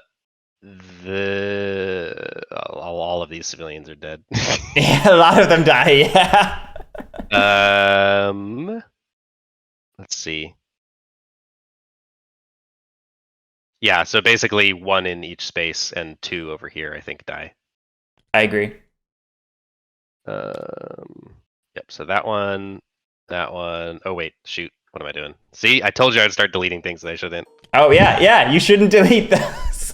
And then those 2. Oops. Come on. There we go.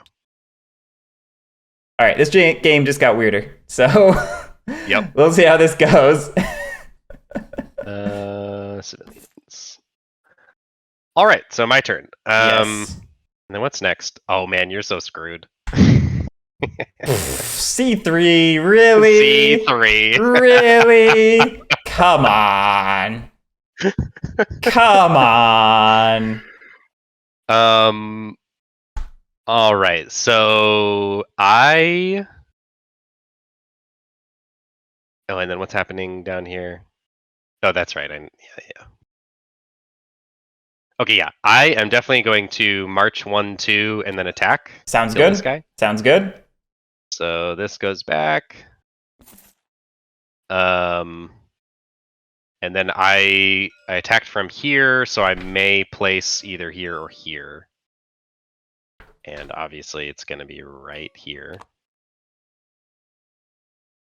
And then for my last action, I will move both of these into this hex.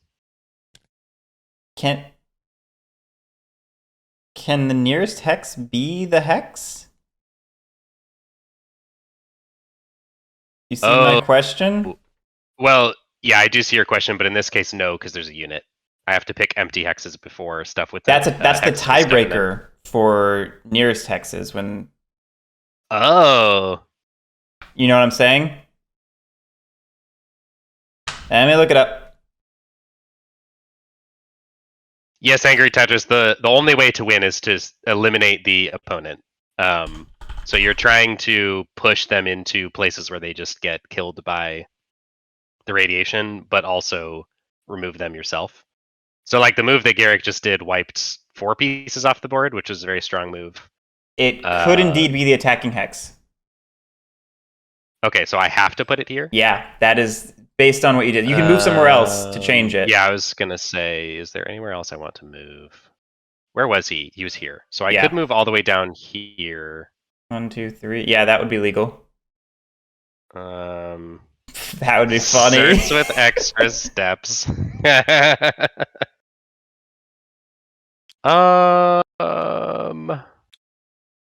No, I'll just put it here. Really? It seems like you could do that, kill my one here, and then immediately drop a nuclear on here because it's adjacent. Oh no, it has pieces, and you'd have to choose one of these. Well, don't I have to put it here? it's Oh not no, dirty. it's not dirty. Right. Yeah, interesting. The problem is if I go all the way down here, then I can't take the stockpile back yet, which Right. doesn't really matter right now. You know, my guy could Zerg rush over. Yes, that's actually a good point. He could.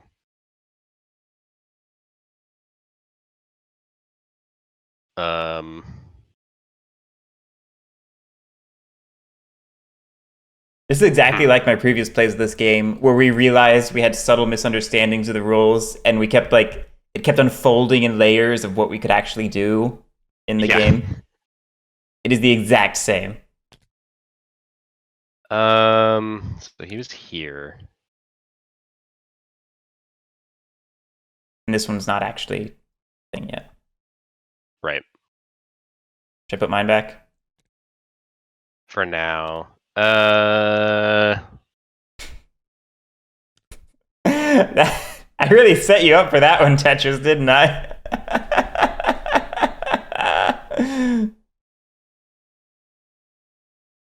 Yeah, no, I gotta do it here. So let's. Oops, that's a civilian. Where did this guy come from? Where did he come from? And this is a dirty hex. Okay, so soldier is attacking. Okay. For sure. We are gonna put the space here, which is just fine because with my fourth action, I will move only one into here.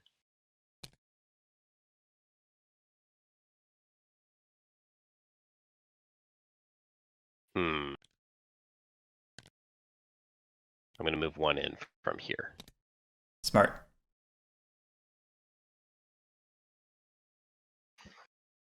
All right, and that's all your actions?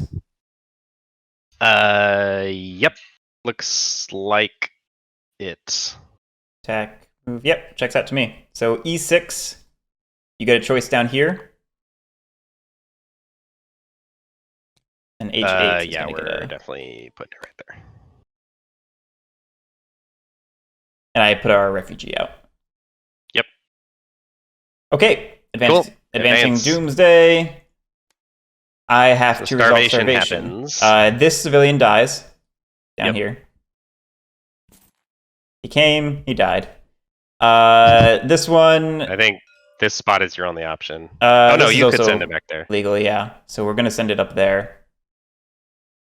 Ah, shoot. No reason why. That. But yeah, you're right. There's nothing I could have done, so whatever. Yeah. Okay. I'm liking this Zerg rush idea. So we're gonna move. We're gonna threaten. Well, so now the downside with it is you have to abandon your own stockpile. Yeah, but I'm taking yours. Yes, and you don't have another soldier at this moment. Right. So, oh, hold on. We need a dirty hex down here now. And up there, actually. This is also dirty, now that I think about it, because you placed this here, which means this is not legal. This does have to go here, I think. 1, 2, yeah. Oh, right. Yes. Okay. I was like, I knew there was a way to prevent you from totally ruining that. So that's 1 action, 2, 3 action, can, but, 4. Yeah, it just takes my whole turn. Exactly. But yeah, we will go ahead and do that and see where this nonsense goes. Yep. Tetris, I don't think there are any penguins left. Unless there's like an irradiated penguin monster seated at the bottom of the deck. Didn't come with my copy, but you never know with TTS. Yep. All right, that's this nonsense. At the end, C3 gets a marker, and we're just gonna have people die, basically. It's okay, it's not the first time. K5. If you find penguins in 18XX, let me know, Tetris, because I have vested interest in this.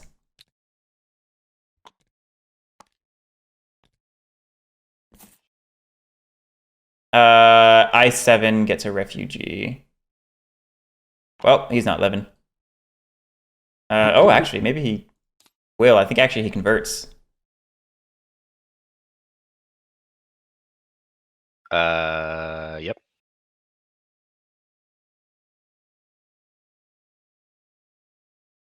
This game is very silly. Yes. Okay, so my starvation. Looks Yes, like. your starvation. All right, so I think both of these are dead. I think so too.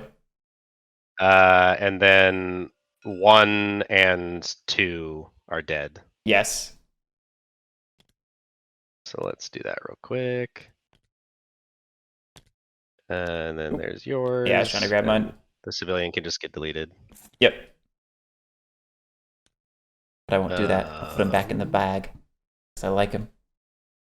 You got one over here who needs to die? Yep, he also dies. This one looks like converts to you. Agreed. And I think that's it. Okay, do I need to worry about anything? Eventually, but not really. I feel a militarization in your future. That's exactly what's happening. It's gonna be these two.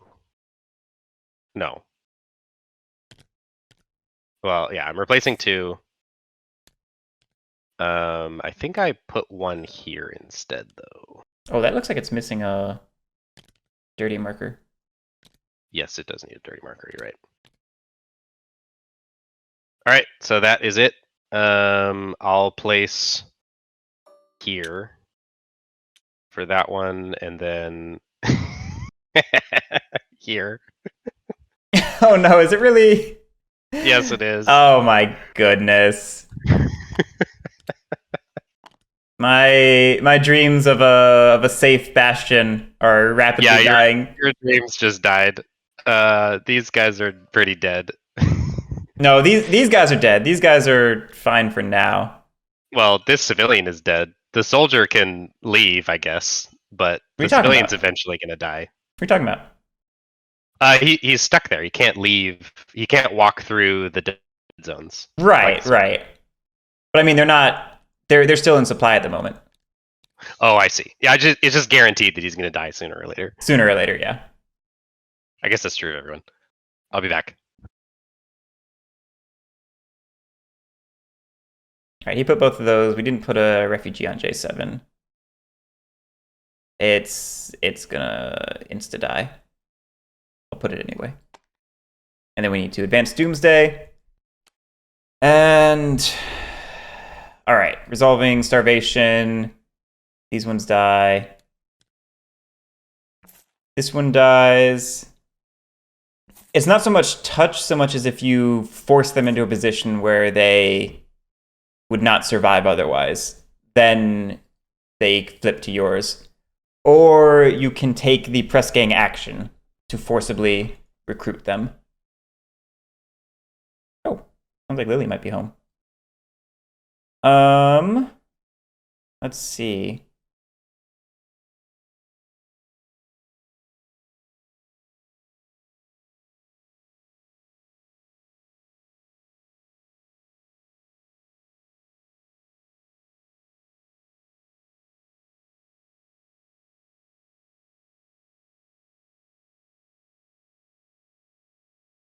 Correct, Tetris. If I went to H7 and I couldn't aggress it, but I could either press gang it to immediately convert it and then give it a free move, or I could just sit there and wait for it to die, say if a radiation marker got placed on H8.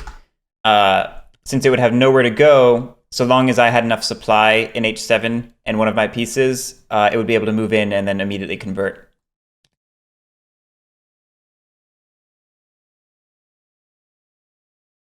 I'm pondering silly ideas like threaten, move, attack.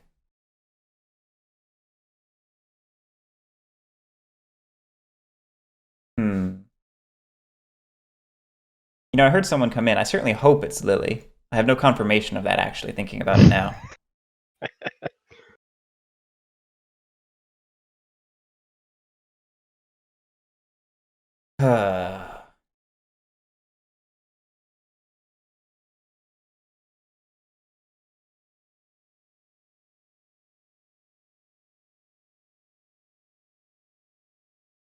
Mm-hmm.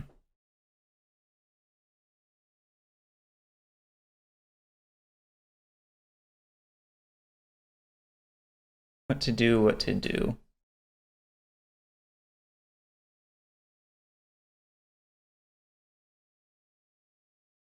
Did I mention that this game got very silly very quickly? Yes. We should definitely play this again soon. Yeah. Now that we not only do we know all the rules, but there's a lot of tactics that are much more clear now that we've seen a game play out where we're kind of flailing in the wind a little. Yeah. Yeah.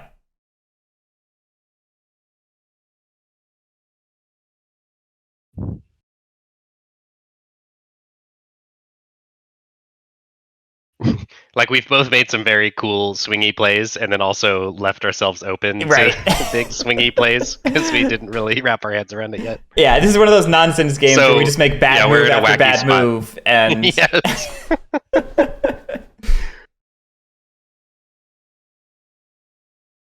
Oh man.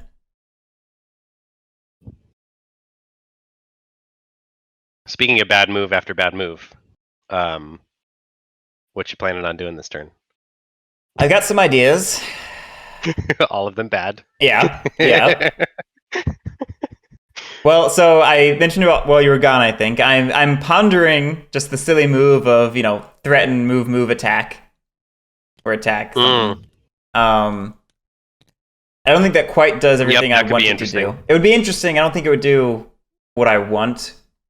Yeah, I think I agree. So I'm sort of thinking of like, would it be better to like militarize these two and try to push my soldier superiority? Because like, worst comes to worst, if you come down and try to attack me, you just cut off the entire entire map, Right. Yep.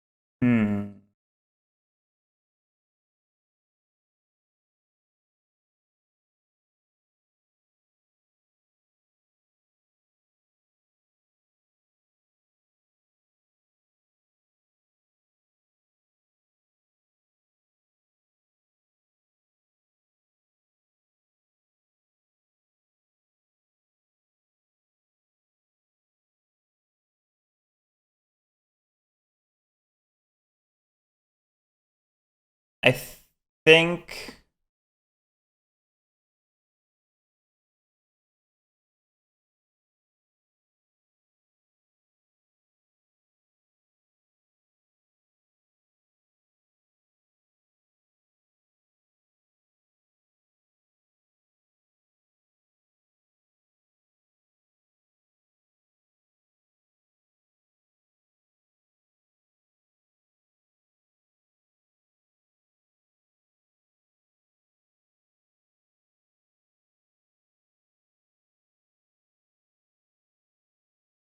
one, three. Yeah, I think I like this idea. I'm going to threaten this one into here. Okay. I'm going to march these two into here. I'm going to press gang this one down here to join me. Okay. and immediately move it up to join me. And we'll move 2 into there, I think. Cool. Okay. And then at the end of my turn, radiation's gonna go from instead of D7 to D6, and G1 is going to be onto G2. Yep. Okay. And then you got the refugee, it looks like. So yeah, I got the refugee, although now it's starvation time and the refugee dies. Yep. This guy dies. Nope. Converts to me. Oh, yeah, you're right. This one will move here, and this one will move here.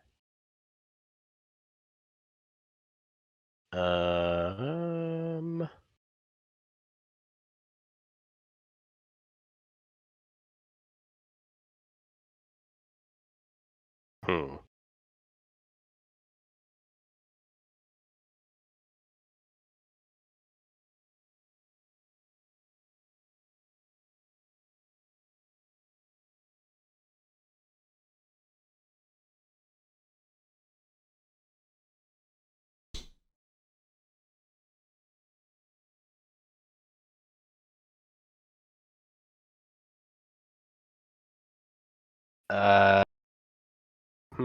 Hmm.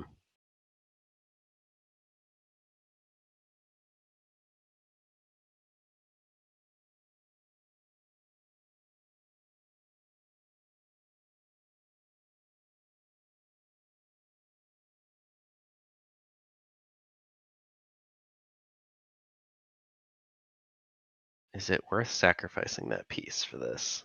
I think it probably is.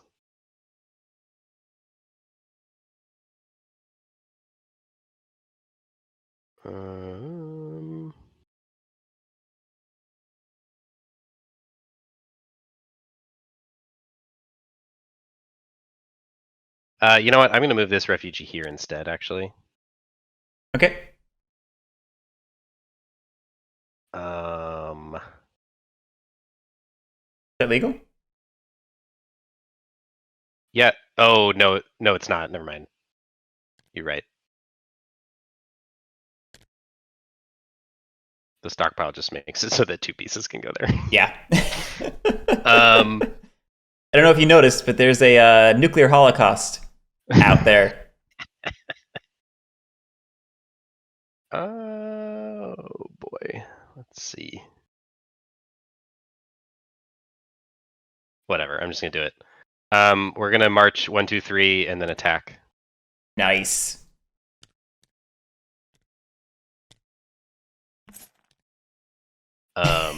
So that goes here.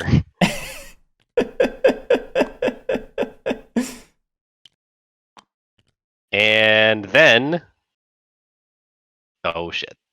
Oh, nope, that's fine. We're good. So this dead space up in the north is deep behind the deadlines. Yeah. But I'm gonna put it. Let's see. Is that a legal option? Yep. I'm gonna put it on top of your civilian. Makes sense. And then I pulled one out for you. Goes on C6.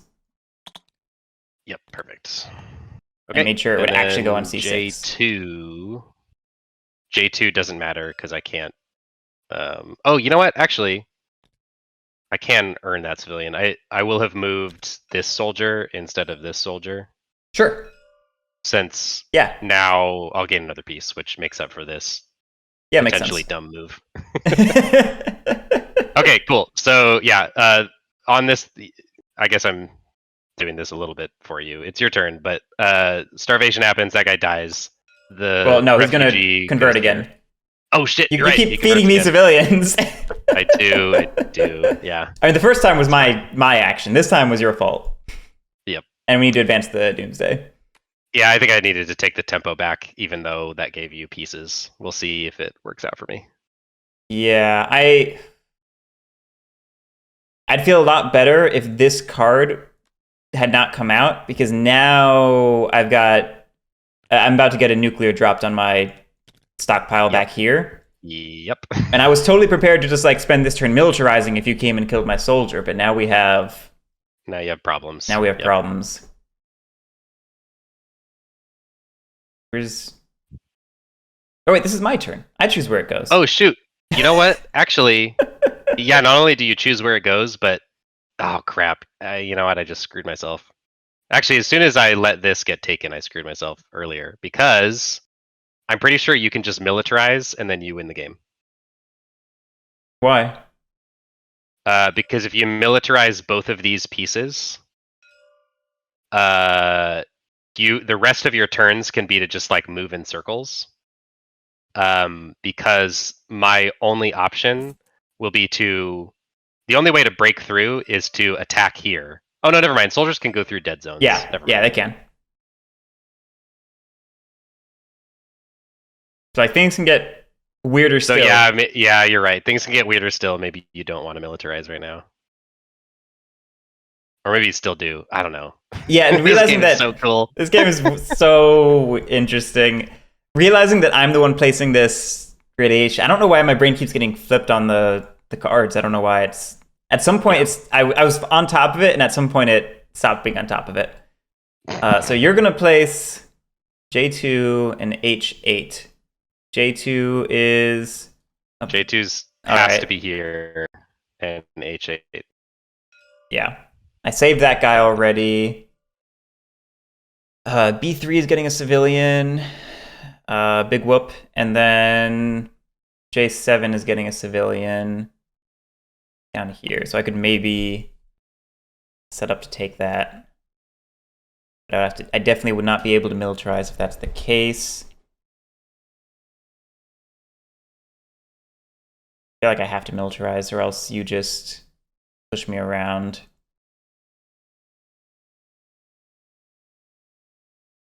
Yeah, we're just going to militarize one on each of these. Repercussions be damned. All right. F7 gets a dead zone, so we will move it up to F6. Thank you. D3 gets a dead zone.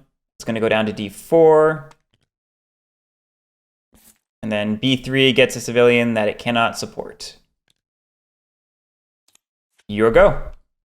Yep. It just dies. Yep. Immediately dies. Everything else is fine, I believe. Everything else is good, yeah. Oh no, B4 is coming on my turn.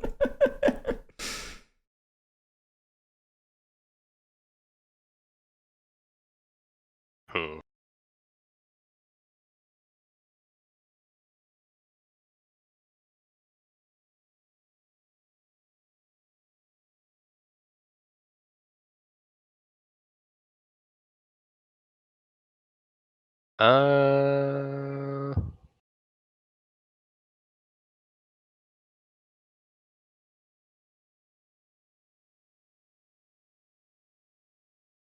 Hey, I can't. I gotta move these two out because they are going to. Well, wait. Can I? Yeah, no. This. It has to be this space. So. Yeah, you don't have a choice. I guess I'll just march these two. Um.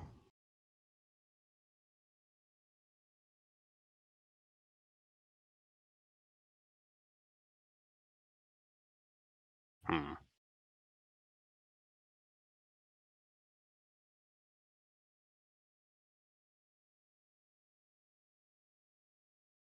Okay, and then I'm gonna march two and attack.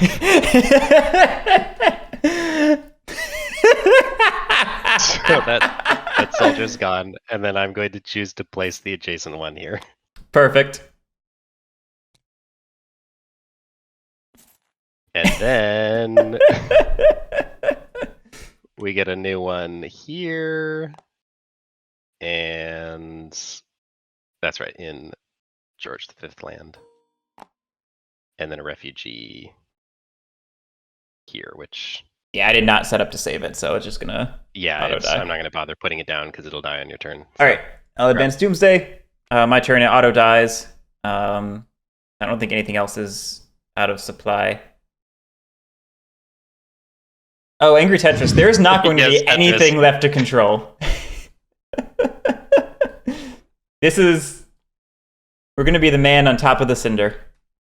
Mm-hmm.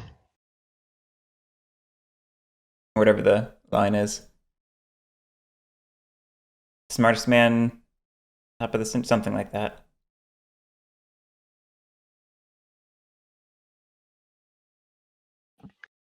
So yeah, that soldier over there is dead unless you. Oh no, wait, I'm looking at the wrong hex. Never mind. Yeah, no. This is one more space closer, which is hilarious. Only 6 is gonna die. J2 is going to get a refugee. Which you can't currently support. Yeah, so it's just gonna die. On your turn, we're gonna get C6 and E2. C6 is down here. Oh boy, that could be a problem. Yep. I think. Oh no. I think it's gonna go to Closest E4. is 3 away, so it has to go there, or there. 1, 2. Yeah, either of those. That's a problem. Well, you're dead now, buddy. Yeah, that guy's dead, basically. No matter where you put him. Oh no, because you have to choose a non unit first. Oh, you're right. Duh. Yeah, so it has to go there. Yeah.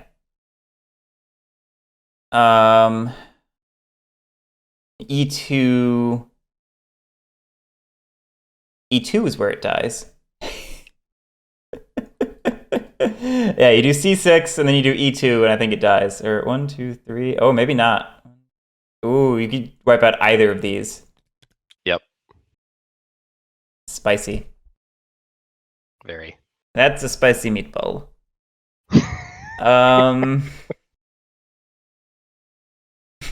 This is so silly.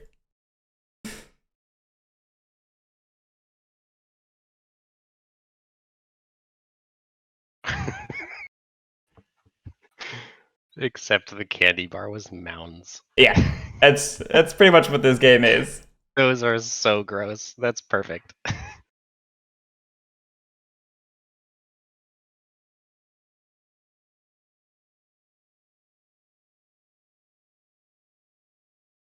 Oh shoot. I have a meeting in a half hour. Oh, all right. I'll make this quick. I'm gonna militarize again, and we're gonna see how far we can push this. All right. That's my turn. B4 is right there.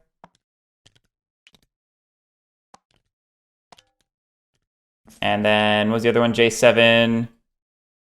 J7. That's right. It's gonna be I6. And J2 gets a person who you can't support, so it's going to auto die. Advance the cards. You're up. Very conveniently, I'm also going to militarize. What? I can't believe it.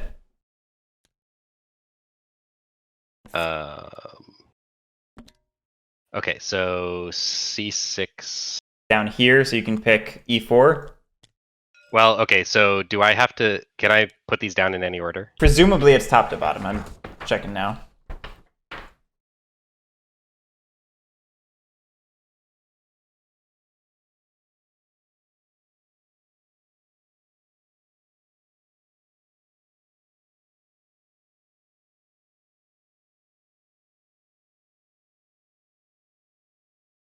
The rulebook does not say. Okay. Because technically this space and this space are both equidistant from here. So if I block this space, then I'm screwed because I have to block them. Oh, you're right. But actually, I just realized even if I... yeah, actually, this is a legal path placement from here because it's 3 away and so is that. So that's what I do either way. I'll put it here. Wait, what? That guy dies, and then the second one... No, what are you talking about? B4 here. just got placed on the end of my turn. Oh, on your turn. Right, yeah, it was the top hex of my turn. That's right. What am I talking about? Yeah.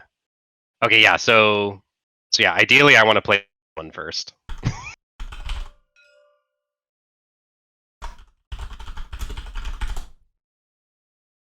Let's see. There's the place per active Doomsday card. That's not very helpful. Nothing came up on BGG. I mean, I would assume because you place refugees after doing the radiation, the logical thing would just be to resolve top to bottom. Yeah, I mean that. There's some intuitive sense to that, but it's also an abstract that usually lets you choose the order of things. So I wonder what the text in here says. It doesn't say anything. You're right. Right. It doesn't say anything. The TTS book either.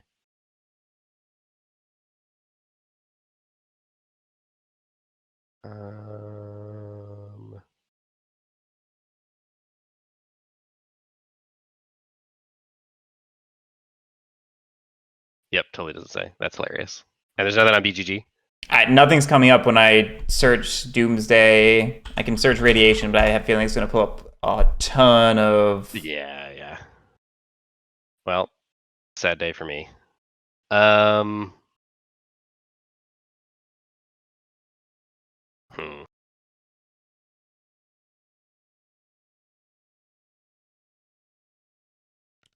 Well, I guess in that case, I should militarize there instead, so that you can't force me to lose a military unit.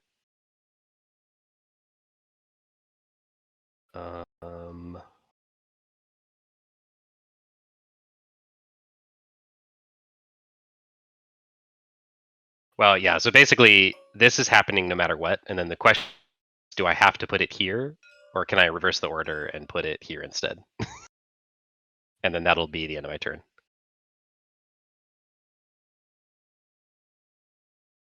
The online rulebook doesn't say.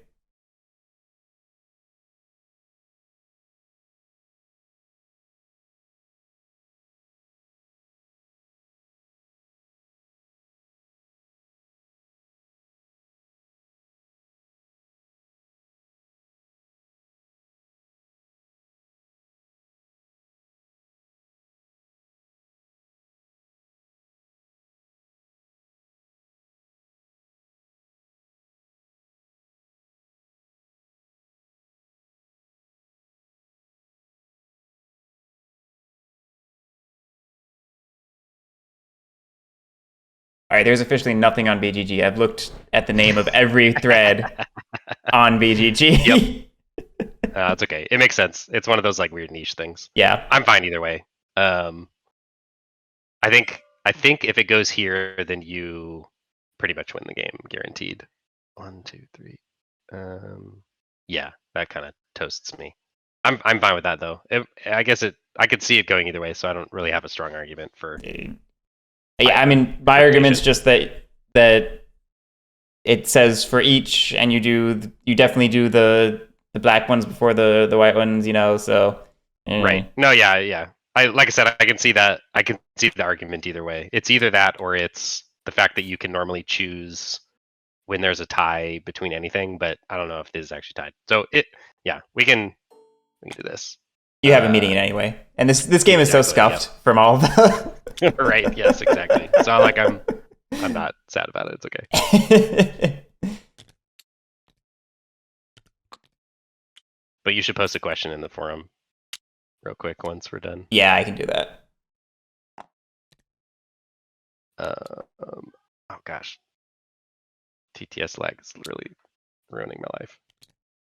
Okay, so then at the beginning of your turn, this guy can go here, but then the other one starves. Okay. In the nuclear wasteland. And then we. And I didn't place A3, but it's dead. Yeah, it's that one, so it's dead, and we need to advance the deck. It looks like. Yep. Okay. Yep. All right. How do I leverage this into a win? Do I just go attack you or something? Yeah, I mean, you have way more soldiers. I think you can just go kill. You go kill one, bully the other civilian into this space, And then on your next turn, you can take one of your other soldiers up and kill me. Yeah, it sounds about right. If I had two civilians left, then me militarizing next turn might make a difference enough for me to then have a military advantage. But I think you can negate that, and then we're kind of tied, but you have more pieces. I don't know. I don't know either. All right, 1, 2, 3. We'll attack. Yep. Which one are you attacking? I guess it doesn't particularly matter. We'll do the one here because it's technically, or here because it's closer. Yeah, that makes sense.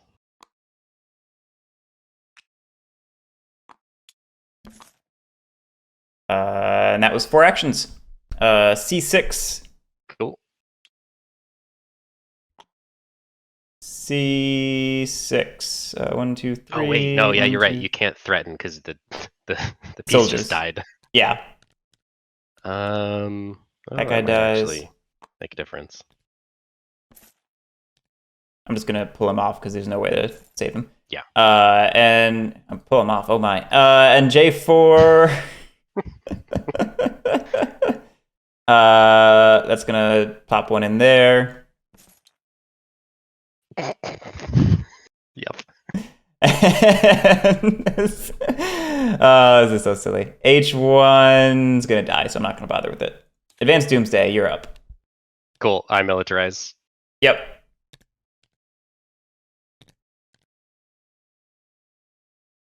And then what are the 2 placements? Looks like B4. basically- So there goes. So your stuff is dead. Yeah, there goes that little bastion. That's a problem. Yep. And then this space. Oh my gosh, the closest is right here. Oh no. Okay, well there's my game apparently. Yep. Well, maybe we're.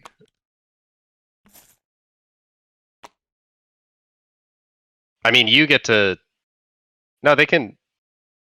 No, this is your turn, so your replacement. Yeah, no, I place it there, but then my turn's over and you starve, so you actually get to choose where those guys go, and I think one of them can go here, right? Oh no, because the stockpile. Right. They go here. I guess maybe I could keep the soldier. You can keep the soldier. Yeah. So we'll just resolve that starvation real quick. Yep. And then it's your turn. B3 is super blocked off. Yeah. Okay. Advanced Doomsday. My turn. Yeah. So then your starvation happens. And then, this guy ends up being alive. Oh wow! So actually, that card just handed me a windfall. Because now I just I think it's basically I win because I have peace than you. Like your only option is to I think wiping out stall. This just completely did it. That saved me. Yep.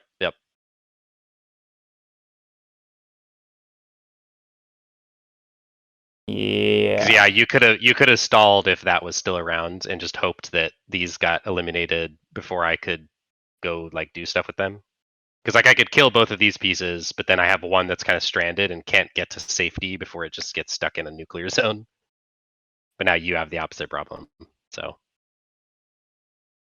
yeah, the cards just didn't play nice because even looking at what's coming up, it would have wiped me out anyway.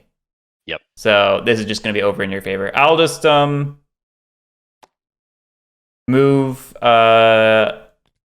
attack. Let's kill one of these or something. Yep. And these are the nearest. Oh shoot. That's right. So you actually can you can totally screw me. You should definitely put it on the stockpile. Oh, in that case I should kill this one then. So Yeah, even better. That actually, you might actually win the game doing that. I don't think I can. 1, 2, 3. I have one more action. J7. Where's that going to be? Here. 1. Yeah, so that space or that space are the legal ones. Yeah. A3. Holy moly. 1, 2, 3, 4, 5, 6, 7. This is the closest at 7. I think so this actually, is 8 away. if I, with my last move up here, I actually could have plopped this here, and then And H3 also is that the one. right distance away to plop it Yep. with the Doomsday card. And for J7, I just plop it on one of these instead. And I think that gives it to me. Yep, I agree. That's awesome.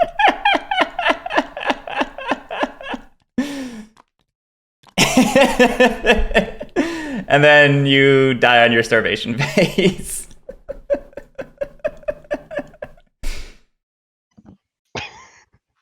This is the funniest game. I love it. Oh my goodness. Yeah, well, that's Meltwater. You ordered it What yet? was really funny is that even if that hadn't worked out the way that it was, we were both gonna have one soldier, and then what is my turn? Like I could go attack you, and then do we both lose? Like we have 0 pieces left. Do I win because I initiated it, so I get the moral victory? Like I don't know what happens there. I have a feeling if we were to ask the designer, she would not give a serious answer. Yeah, I agree.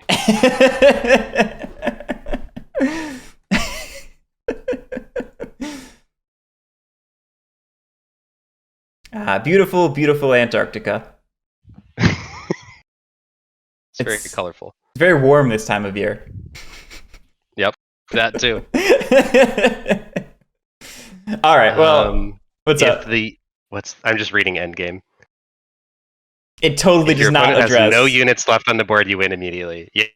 What happens if you end the game by attacking and you both only have one soldier each? So right. The action of attacking leaves it with 0? It does not say. And I guarantee you, if you ask her, she would not give a serious answer because, like, the game is. We should ask her. An artistic statement. You know what I mean? Like. No, I totally agree. But I wanna see what the dark mockery would be in response. You ask it. I don't want to ask it then. Okay, fine. We both have homework. I will ask that question, and then you need to ask what happens if you can resolve the order of hex placement from top to bottom. Well, hey, now if someone's posting, you may as well post both. No. We gotta we gotta put some more liveliness into the BGG forums for this game. I don't think both winning is the outcome here. Well, it depends on your perspective. Fair. That might be true. What's the quote at the very start of the rulebook? Restraint. Why are you so concerned with saving their lives? The whole idea is to kill the bastards. At the end of the war, if there are 2 Americans and 1 Russian left alive, we win. Quote from General Thomas Power, U.S. Strategic Air Command, 1957 to 1964. Oh my gosh, that's a real quote. That's a real quote, yes. I love it. That's the inspiration for the whole game. Yep, that makes sense. I probably should have read the little thematic like blurb at the start explaining it's like 19XX, the unthinkable finally happens. Yep.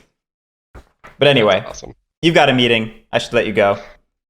I do, but thanks for playing. That was great. Yeah. I thoroughly enjoyed this game. We should definitely play it again sometime so we can have a stream where we actually know what we're doing. Yeah, that would probably be a good idea.